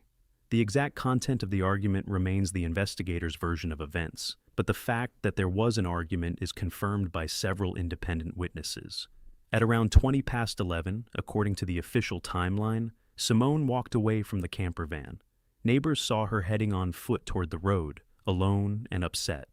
She was wearing light summer clothes, no money, no phone, no documents. That is the last moment she is reliably seen alive. On the morning of February 12th, around 10, Tobias and Jens went to the Lismore police station. They filed a report. Tobias's partner had gone missing during the night. They were composed. Tobias insisted there had been no serious conflict in the group and that they had hardly been drinking. That version would later clash with the statements of other witnesses. When Simone's parents back in Germany were told she had disappeared, Tobias repeated the same thing to them by phone. There had been no argument, everything was fine. Later, he would explain to investigators that he had said it that way because he thought no one was taking him seriously. By that evening it was clear. Simone had not called anyone, had not come back to the campsite, and had not used her bank card anywhere. The police launched a search. Dozens of people joined in. Volunteers, farmers, local school children. For 6 days they combed the surrounding fields, rivers, and brush. All those days Tobias stayed at the campsite and looked devastated. The 17th of February, day 6. The sports ground across the road from the campsite had already been searched several times by then, but the thick brush along the edge of the field had not really been gone through. On that day, one of the volunteers noticed an odd, very neatly arranged pile of palm fronds by the fence, about 100 meters from that very camper van. Under the fronds lay the body of Simone Strobel. Someone had clearly tried to hide what was there, stacking the cut fronds on top. Forensic examination established that her death had been violent. Given the circumstances of how she was found, investigators began asking questions about possible motives that went beyond a simple domestic argument. The coroner's court would only formally confirm that line of thinking 20 years later. In Rieden, the Strobel family received that call. Gustl would later tell journalists that in that moment he stopped understanding what language people were speaking to him. From the very beginning, investigators treated Tobias as their main suspect. There were too many inconsistencies. The argument, the conflicting accounts about how much they had been drinking, the circumstances under which the body was found. Investigators viewed him as their key suspect, but there was not enough direct evidence. The investigation itself stalled from the early days. The scene was not cordoned off in time. Some of the evidence ended up contaminated, and the Germans were interviewed through interpreters. Soon after the funeral, Tobias, his sister, and his friend flew back to Germany. Legally, there was nothing keeping them in Australia. The case sat without movement for nearly 10 years. The suspect lived an ordinary life in Australia, got married, changed his surname to Moran, and moved to Perth on the west coast. The Strobel family, however, refused to give up. Gustl and Gabby flew to Australia every year for the anniversary, gave interviews to German and Australian journalists, and would not let their daughter's name fade from public view. In 2020, the New South Wales government announced a record reward, $1 million Australian dollars for information that would help bring the case to a conviction. The reward set off a fresh wave of work. police went back to old witnesses and rechecked their accounts. In April of 2022, Australian police arrested Tobias Moran. He was charged with murder and with attempting to pervert the course of justice. 17 years after Simone's death, the family in Germany allowed themselves the word hope for the first time. It did not last long. After the arrest, the suspect denied any involvement. He repeated the same version. There had been a small argument that night. Simone had walked off, and what happened after that, he did not know. In 2023, the charges were dropped. According to the Australian press, the main reason was that there was not enough direct physical evidence to prove guilt beyond reasonable doubt. Right after the charges were dropped, the court made another decision that the Strobel family found almost impossible to bear. The former suspect was awarded around 190,000 Australian dollars in legal cost compensation. In an interview, Gustel said simply, "Our disappointment is enormous." After the criminal case fell apart, the matter went before the state coroner. The format is a particular one. The coroner does not assign guilt and does not send anyone to prison. The coroner's job is to establish the circumstances of a person's death based on all available evidence. In November of 2024, a fresh coronial inquiry began. The finding came down on the 6th of November, 2025.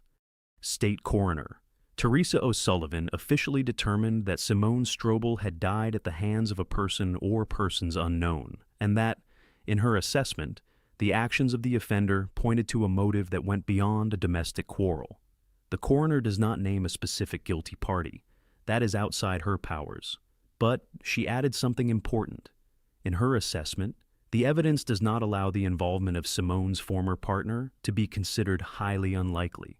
In other words, he has not been convicted, and in the eyes of the law, he is innocent. Yet the coroner's finding states plainly that the version in which he was not involved is not supported by the evidence. In Rieden, near Nuremberg, the Strobel family listened to the ruling through an interpreter. Gustel and Gabi, with one voice, thanked the Australian investigators, the journalists, and the people who for 20 years had refused to let their daughter be forgotten. They said they were no longer waiting for a verdict. They want Simone to be remembered for who she was, a 25-year-old kindergarten teacher who flew across the ocean with a great dream and never came home. A 20-year-old girl from Bishkek, the daughter of musicians, in love with the English language and with Seattle. She finds a husband through a marriage agency catalog, flies out to join him in the United States, and 2 years later, she is found at an illegal dump on the Tulalip Indian Reservation. Her husband had already had a foreign wife before her. That woman managed to break free alive and obtained a restraining order through the courts. No one told Anastasia about any of it. How did a girl from a post-Soviet city end up in this house, who was the second man who appeared there in the year 2000? And why did Anastasia's name later echo through the United States Senate? Bishkek, the late 90s. Factories stand idle, salaries melt away, and young people look westward as if a ready-made future is waiting for them out there. This is the world in which Anastasia Solovyeva is growing up. The family had moved from Moldova to Kyrgyzstan before she was born. Her parents are music teachers. There is a piano in the house. Anastasia plays, sings in a choir, studies English seriously, and quickly leaves her peers behind. She is short, slender, with long dark hair. Neighbors describe her as well-mannered and composed. She works part-time as a nanny for American diplomats based in Bishkek. This is her first direct contact with America. English spoken at home, conversations about other countries. The girl wants to go and study in the United States, to enroll at the University of Washington. In late 90s Kyrgyzstan, that sounds like a very distant dream. Visa, money, paperwork. Every step demands resources her musician family does not have. Anastasia tries student exchanges, internships. And it is right then that she hears, for the first time, a phrase that will later become central to her story. A marriage agency for foreigners. There are already acquaintances in the city who have tried it. Against the backdrop of all the talk about the economy, this road feels real. Anastasia decides to take the risk. She does not yet know that this very choice will become the turning point of her fate. Stepping into a marriage agency is something thousands of girls from the former Soviet Union do during these years. In Bishkek, Moscow, Kyiv, offices open up, calling themselves dating services for matchmaking with foreigners. a bilingual application form of photo, height, weight, hobbies, and the catalog goes off to men in the United States, Canada, and Western Europe. For Anastasia, this is a rational plan. She speaks English well, has a music education, has a neat appearance, and a modest reputation. Her family supports her cautiously. The usual roads to America are closed to them, but through marriage, an American citizen can arrange a visa and a green card for a foreign spouse. The industry in those years is set up simply. The agency takes money from the man for the selection of profiles, for correspondence, sometimes for a tour to the bride's country. For the woman, participation is most often free. The filter sits on only one side. It is not the client who is checked, it is the product. Nobody asks the American suitor for a police background record. Nobody warns the girl if the man already had a wife, a divorce, reports of domestic conflicts, or debts. Anastasia ends up in the catalog. A man from Washington State responds to her profile. He is almost 20 years older, introduces himself as a businessman, promises a stable life near Seattle, not far from that very university she dreams about. On the other end of the correspondence sits Gifford King Jr. He is around 37. In his letters, he comes across as a representative of the American middle class. Education, a respectable family, a steady career, a house, a car. In the photographs, there is a grown man of solid build, balding. He is attentive, thorough, writes well. The reality is a different picture. King grew up in a well-off family, but by the end of the 90s, his life is stalling. A few temporary contracts at local colleges that are not renewed. Credit card debts, including some opened in other people's names. He is living off his parents' help. Neighbors will later describe him as a hot-tempered man, prone to control and sharp mood swings.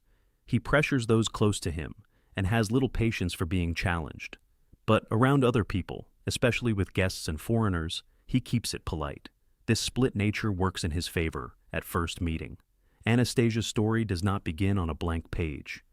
King Jr. already has a past, and inside that past, there is another young woman from the former Soviet Union. Her name is Ekaterina Kazakova.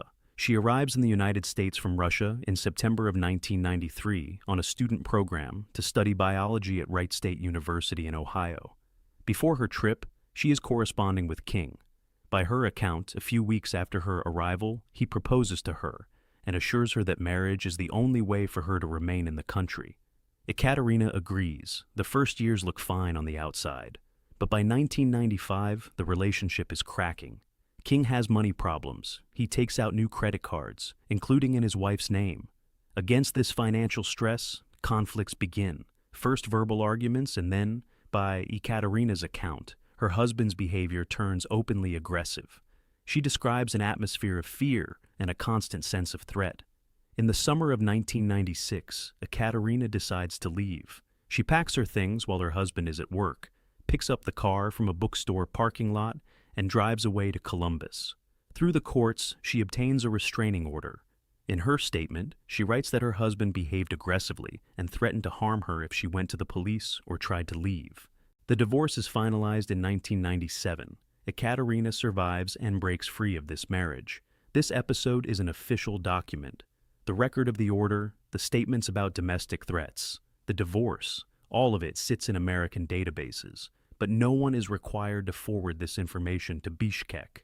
The marriage agency that handles the correspondence between Anastasia and King does not request a background check from its client and does not warn the girl. The story of the first wife stays off camera. Anastasia walks into the marriage knowing none of it. In April of 1998, King Jr. and Anastasia Solovyeva get married. He is almost 37. She is 18. A few months later, the girl gets her visa and flies out from Bishkek to the United States. The family settles in the small town of Mount Lake Terrace, north of Seattle. It is a typical suburb, single-story houses, lawns, quiet streets. Anastasia tries to make the space her own. She takes up cooking, learns the American way of life, keeps practicing her English, and she keeps moving toward her dream. She looks into the University of Washington, finds out the requirements for international students, prepares to take the tests. She wants to study, to work, to grow. At first, everything looks almost like the life she had imagined. In public, her husband puts on a show of caring. Anastasia writes calm, even-keeled letters home. The weather, the food, little household details. The outer facade does not hold for long. By 1999, tension is rising in the King household. Her husband becomes irritable, tracks every penny spent, argues over trifles, gets jealous. According to neighbor accounts, loud quarrels break out between the spouses. Anastasia tells those close to her that Indel insults her, pressures her, demands obedience. She does not go to the police right away. A foreign country, no firm grasp of English for official paperwork, no place of her own, no support network. Any step away means losing her status. From there, the physical side of the conflicts grows. Anastasia shares with her friends that her husband is behaving aggressively. With her parents, she writes more carefully, but anxiety starts seeping in between the lines. She starts thinking about divorce, consulting a lawyer, finding out whether she can stay in the United States without her husband. Neighbors notice that Anastasia looks tired and depressed. Several times the neighbors notice that she clearly is not well. At one point, she is almost ready to take the step. But at that very same moment, a new person appears in the house. Someone who will turn everything upside down for good. That person is Daniel Christopher Larson. He is just 20 years old. Behind him is a criminal record and an official status that limits where he can live and his contact with society. No permanent housing, no steady job. Indel King Jr. offers him a room in his house in Mount Lake Terrace. The King family gets some extra cash. Larson gets a roof over his head and a chance to stay close to someone older who looks like he has it together. Right away, an unequal balance forms in the house.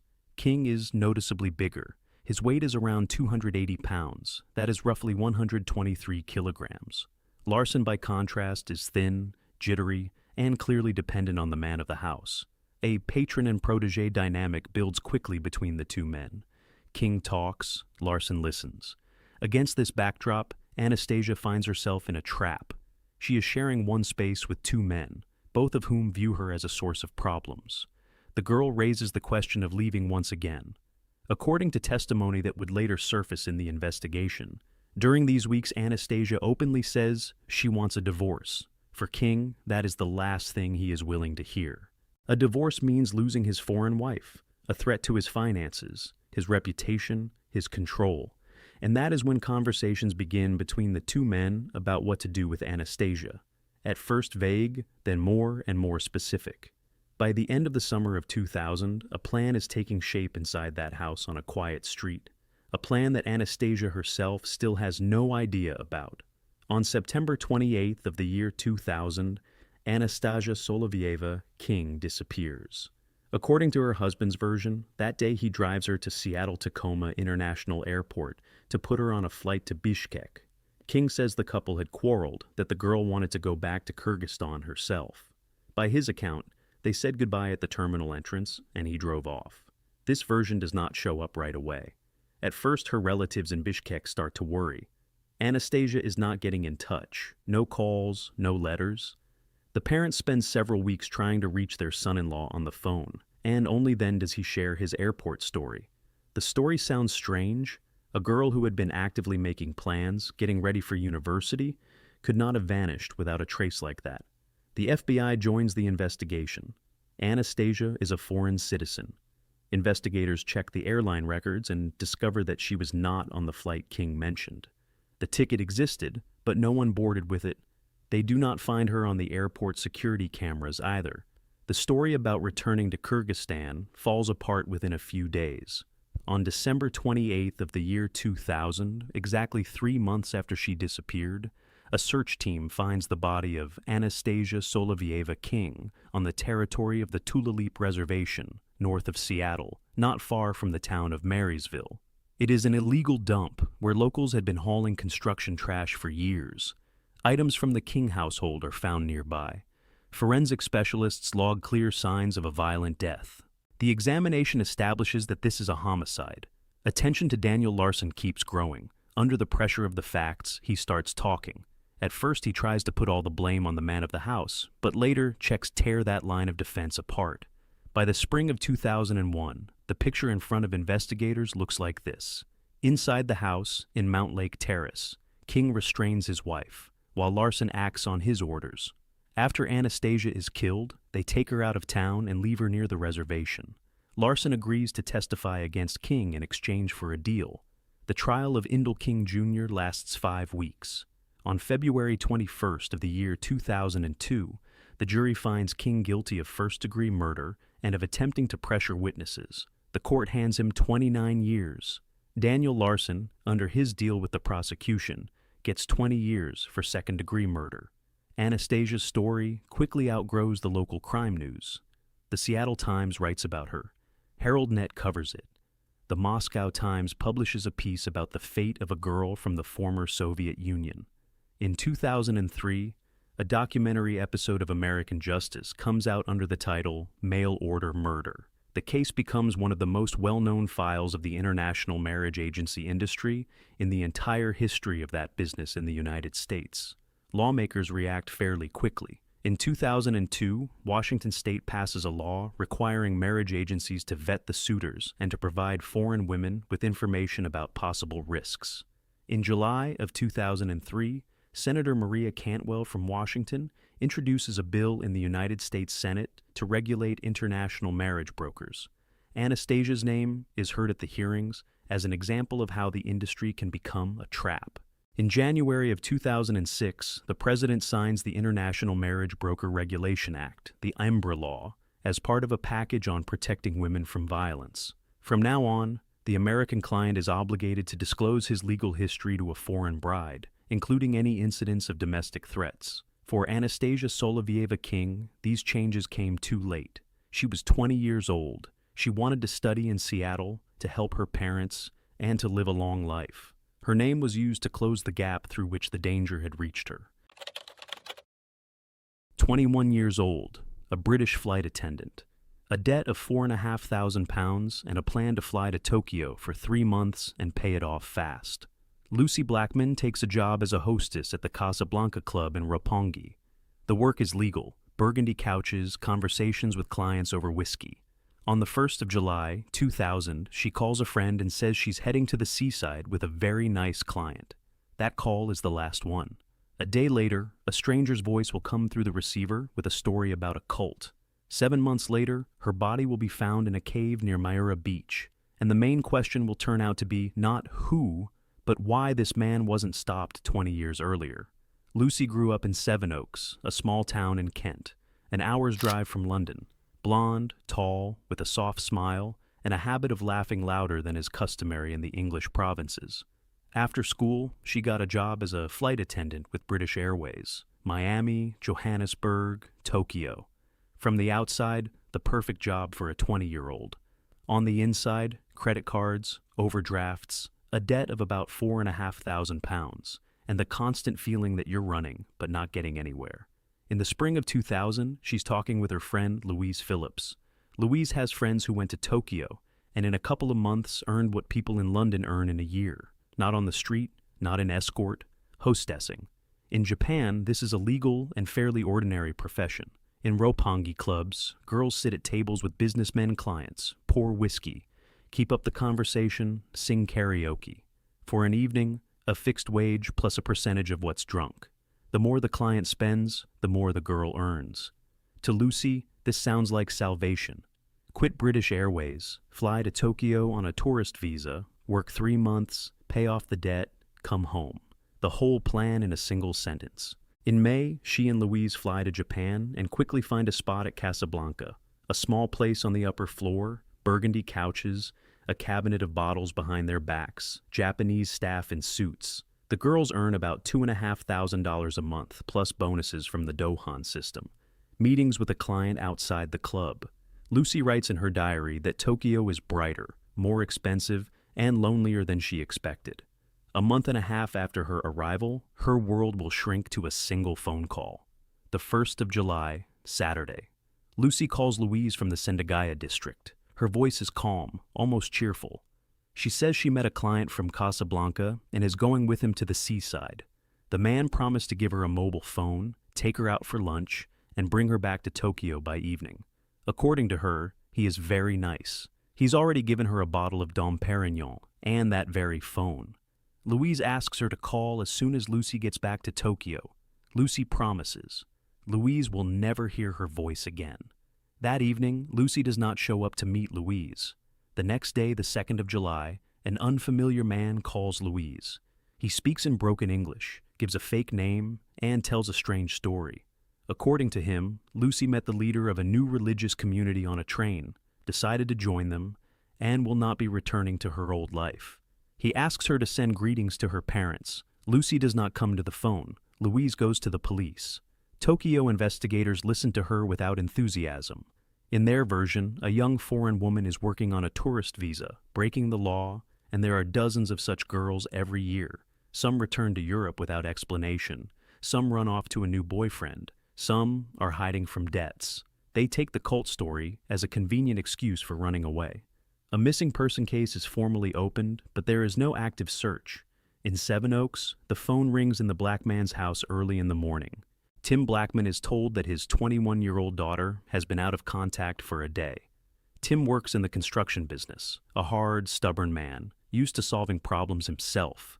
He buys a ticket to Tokyo. A few days later, he is standing in the lobby of the Hilton Hotel with a suitcase and realizes not a single Japanese investigator considers his daughter's disappearance urgent.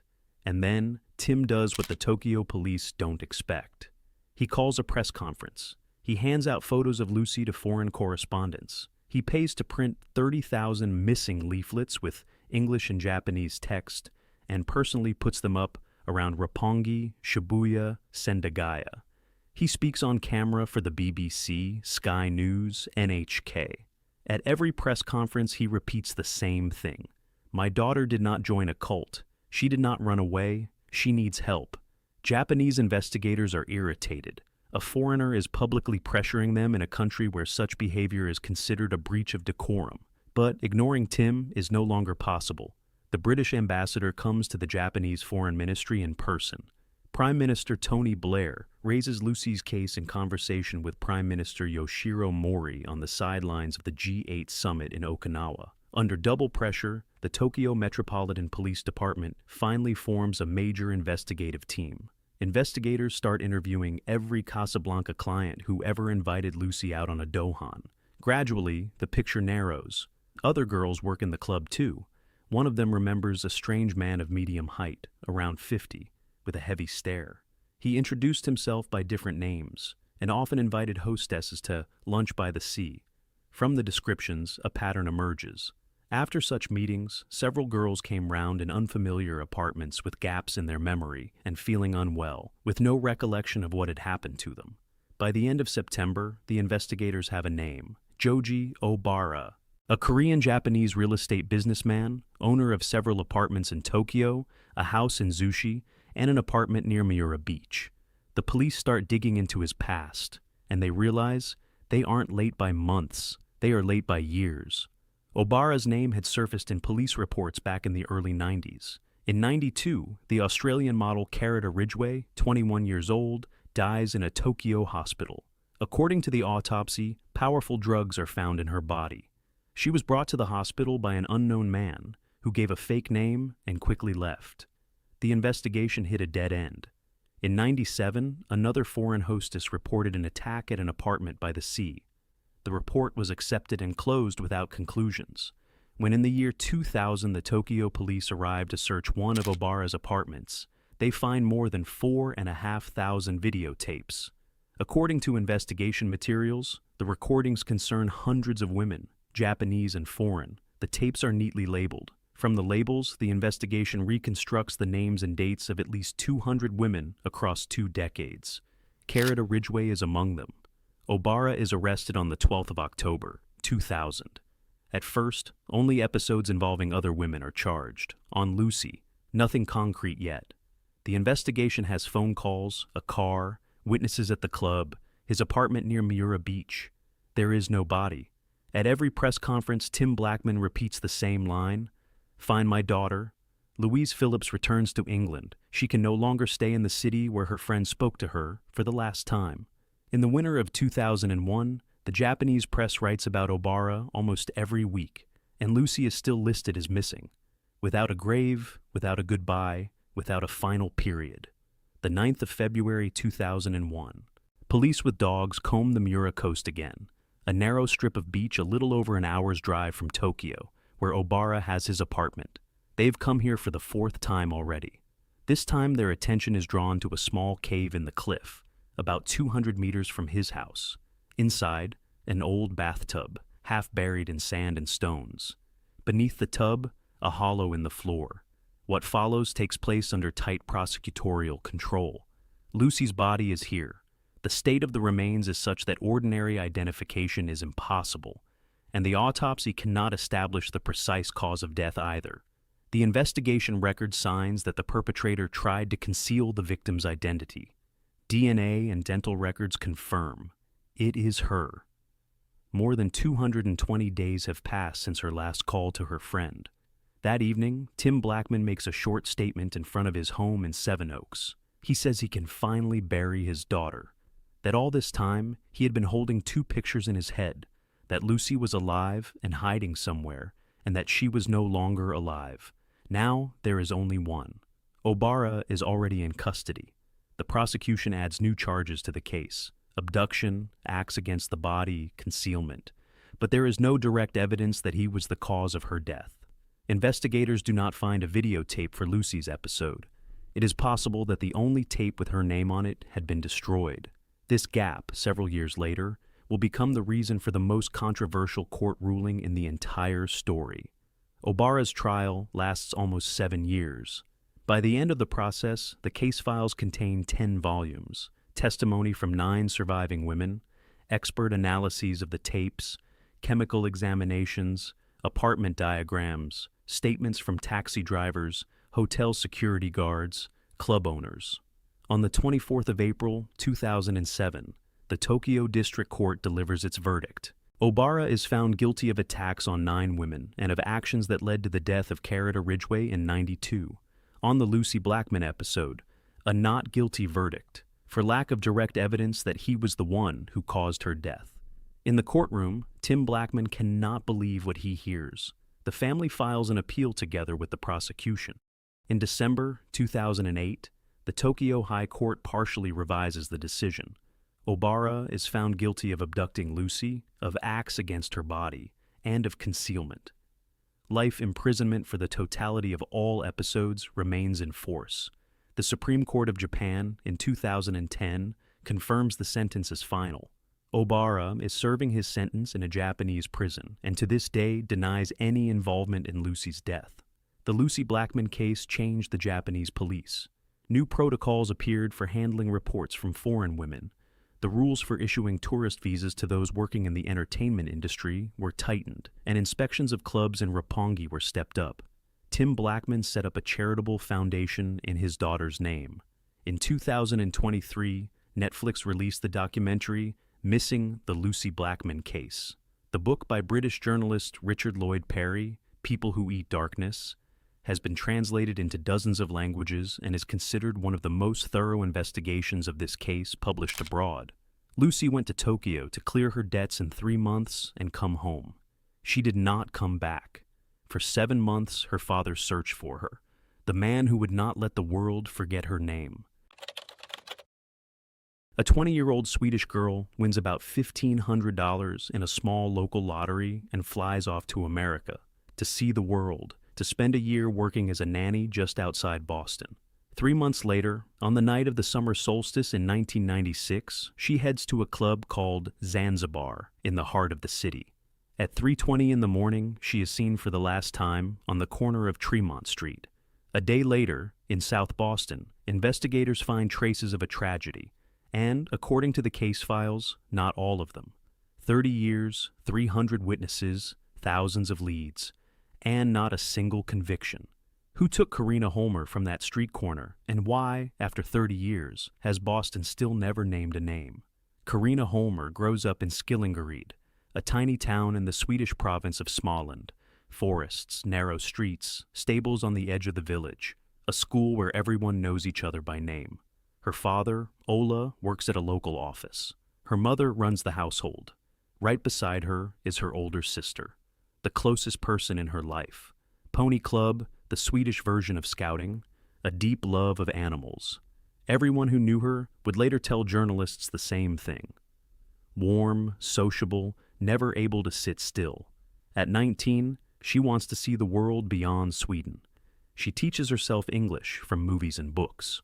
In early 1996, luck arrives. She wins about $1,500 in a local lottery. Not much, but enough for a placement through an exchange agency. That is how Karina becomes an au pair, a live-in nanny abroad. The program matches her with a family in the town of Dover, Massachusetts, 25 miles south of Boston, a wealthy suburb, forests, big houses, quiet streets. On paper, everything looks fine. In March of 1996, Karina says goodbye to her parents and her sister and flies across the ocean. She is sure she is leaving for a year.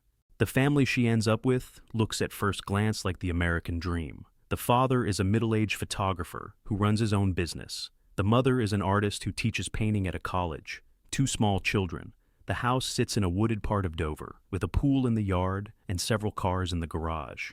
Karina gets her own room, a modest allowance, and a promise of free time on weekends. With the kids, things click right away. They take to her instantly. The mother admits it. Karina is gentle, patient, never raises her voice. She writes long letters home to Sweden, about the woods around Dover, about the children, about how she tried peanut butter for the first time in her life and didn't like it. No anxiety in those letters, no complaints. But her hosts also have a second address, a large studio loft in South Boston in a district of old brick warehouses. That's where the husband keeps his photography gear and where the wife has her workshop. On weekends, the family often drives in to work there, and sometimes they bring Karina along. Sometimes she stays overnight in the studio alone. That detail will turn out to be one of the key ones. A 20-year-old Swedish girl has her own corner in the middle of a big American city, right next to bars, clubs, and waterfront neighborhoods. By June of 1996, Karina has been in her new country for 3 months. Boston pulls her in with everything Skillingaryd doesn't have. The 21st of June, the longest day of the year. In Sweden, it's almost a national holiday. Midsummer, dancing, bonfires, flowers in your hair, the sun barely dipping below the horizon. That Friday, Karina is in Boston. She makes plans with a friend to go out somewhere in the evening, to celebrate the solstice the way a 20-year-old girl in a foreign city knows how. They pick the Zanzibar Club on Boylston Place, just off Boston Common, a popular spot in the theater district, dance music, a line at the door. Students go there, exchange students, young bank employees. By 90s Boston standards, a normal Friday night club. Nothing dangerous about it. The 2 friends arrive around 10 in the evening. According to witness statements, Karina drinks more than usual that night, which is out of character for her. She dances, she talks to people, she tells someone she's tired. By 2 in the morning, her friend loses sight of her. Bar staff will later recall, a young woman with long blonde hair sits for a while at a high table, her head resting on her arms. One of the bar's helpers will remember escorting her to a taxi at the entrance. Other patrons claim they saw her on the street, near various cars, around Tremont Street. The exact time of the last reliable sighting is around 3:20 in the morning on the 23rd of June. Karina is standing on the corner of Boylston Place and Tremont, alone.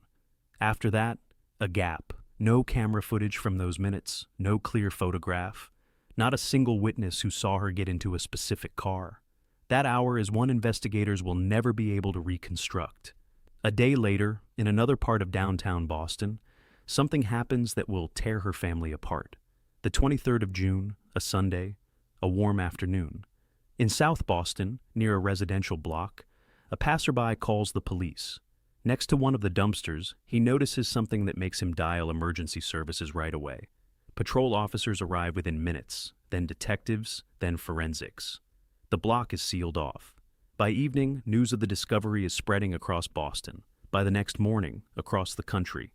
Identification takes a few hours. Karina's friend has already called the police that afternoon. A Swedish girl she knows hasn't come back from last night at the club. The description matches. A careful check confirms it. The victim is Karina Holmer, the 20-year-old nanny from Sweden. Investigators note one critical detail about the scene. Parts of the body are sent to the medical examiner, but not all of them are recovered. The search expands across the city. Landfills, dumpsters, utility rooms, all checked one by one. Police dog teams, divers, and volunteers join in. Over the next 30 years, investigators will work through dozens of warehouses, construction sites, and storm drains. Nothing turns up. That single fact shapes the whole character of the case from the start. From the very first hours, investigators run into a problem they will never escape. There is no scene of the actual events. The dumpster in South Boston is the place where the body was brought, not the place where things happened. Forensics work blind. They have an ending, no middle, no beginning. Boston police set up a large task force. The FBI joins the investigation. In the first few weeks, more than 300 witnesses are interviewed.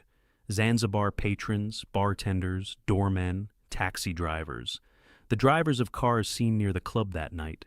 Hundreds of cab manifests are checked. Footage from nearby cameras is reviewed, but in 1996 there are still very few cameras on the streets, and most of the relevant moments fall outside their view. From the start, the host's studio in South Boston draws particular attention. Karina has her own corner there, a key, regular overnight stays. From the studio to the spot where the body was found is a short distance. Detectives interview the hosts themselves and the people in their circle. Early on, the press describes the photographer and his wife as persons of interest, but forensic teams spend 5 hours going through the trash they had taken to a waste facility and find nothing. No traces, no stains, nothing that can be tied to the case. Police officially clear them. The clearance barely makes the news. The studio loses clients. A few years later, the family falls apart. Several dozen more people pass through the case file. Among them, a figure from Boston's music scene of that period. He is questioned, no charges. A foreign artist who was living in the United States in the mid-90s also surfaces. Another person of interest. Police work with him, but the grounds aren't there, no charges. On top of that, witness statements describe 2 men in a gray car, a white van, someone who supposedly helped Karina get out to the street. The descriptions don't line up cleanly with each other and form different pictures. None of them is proven. By the year 2000, nearly 1,000 people have come through the case. From the remains, several biological samples are recovered. By 2015, the DNA profile of a possible suspect is uploaded to the National CODIS database. The database keeps growing every year, and the case is checked against new entries. No match. Technically, it's a paradox. The bigger the database gets, the higher the odds that someone shows up by chance. An arrest for drunk driving, a routine swab, a border check. And yet, even 10 years after the upload, the profile doesn't match anyone. That keeps one theory alive. Whoever did this either never crossed paths with the legal system again, or has died, or has left the country. While Boston is hunting for evidence, in tiny Skillingaryd, there are people for whom this is not a famous case, but a private catastrophe. Karina's father, Ola, learns about it by phone. The Swedish embassy contacts the family the day after the identification. The shock is so deep that her father will later sum it up in one sentence. We lost her twice, first there, then here. The body is sent home. There is a funeral in Skillingaryd. Neighbors come, school teachers, friends from the pony club, people from the local church. Swedish papers keep the story of the 20-year-old girl in the news for weeks. The father flies to Boston. He meets with detectives, talks to journalists, walks the places where his daughter spent her last weeks, looking for answers that aren't there.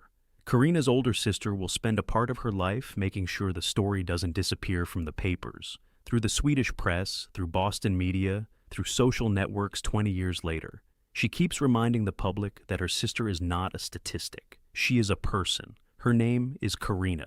Every 5 years, the case comes back into the Boston conversation. For the 25th anniversary, the Boston Globe runs a long piece titled, "Who Killed Karina Homer?" Police and the Suffolk County District Attorney's Office issue an official appeal and announce an additional reward. By the 30th anniversary, the story is louder than ever. Episodes on Crime Junkie and Case File True Crime, documentary videos, independent investigations online. A case that the wider public had mostly forgotten in the 2000s is in the spotlight again. By the year 2026, the Karina Homer case remains the biggest cold case in Boston of the last 30 years. According to Boston Police and the Suffolk County District Attorney's Office, the case is classified as an active, unsolved investigation. There is no statute of limitations on it under United States law. The numbers are simple. No one has ever been convicted in the case. No charges have ever been brought to trial. Every theory remains a theory. Karina's remains have never been recovered in full. In Skillingaryd, the grave is still there. The name on it reads, Karina Holmer. Her sister visits, brings flowers, talks to journalists. And every time, she repeats the same thing. Someone has to find the courage to come forward. Any small detail that people allow themselves not to mention, that may be the very piece that finally closes this case.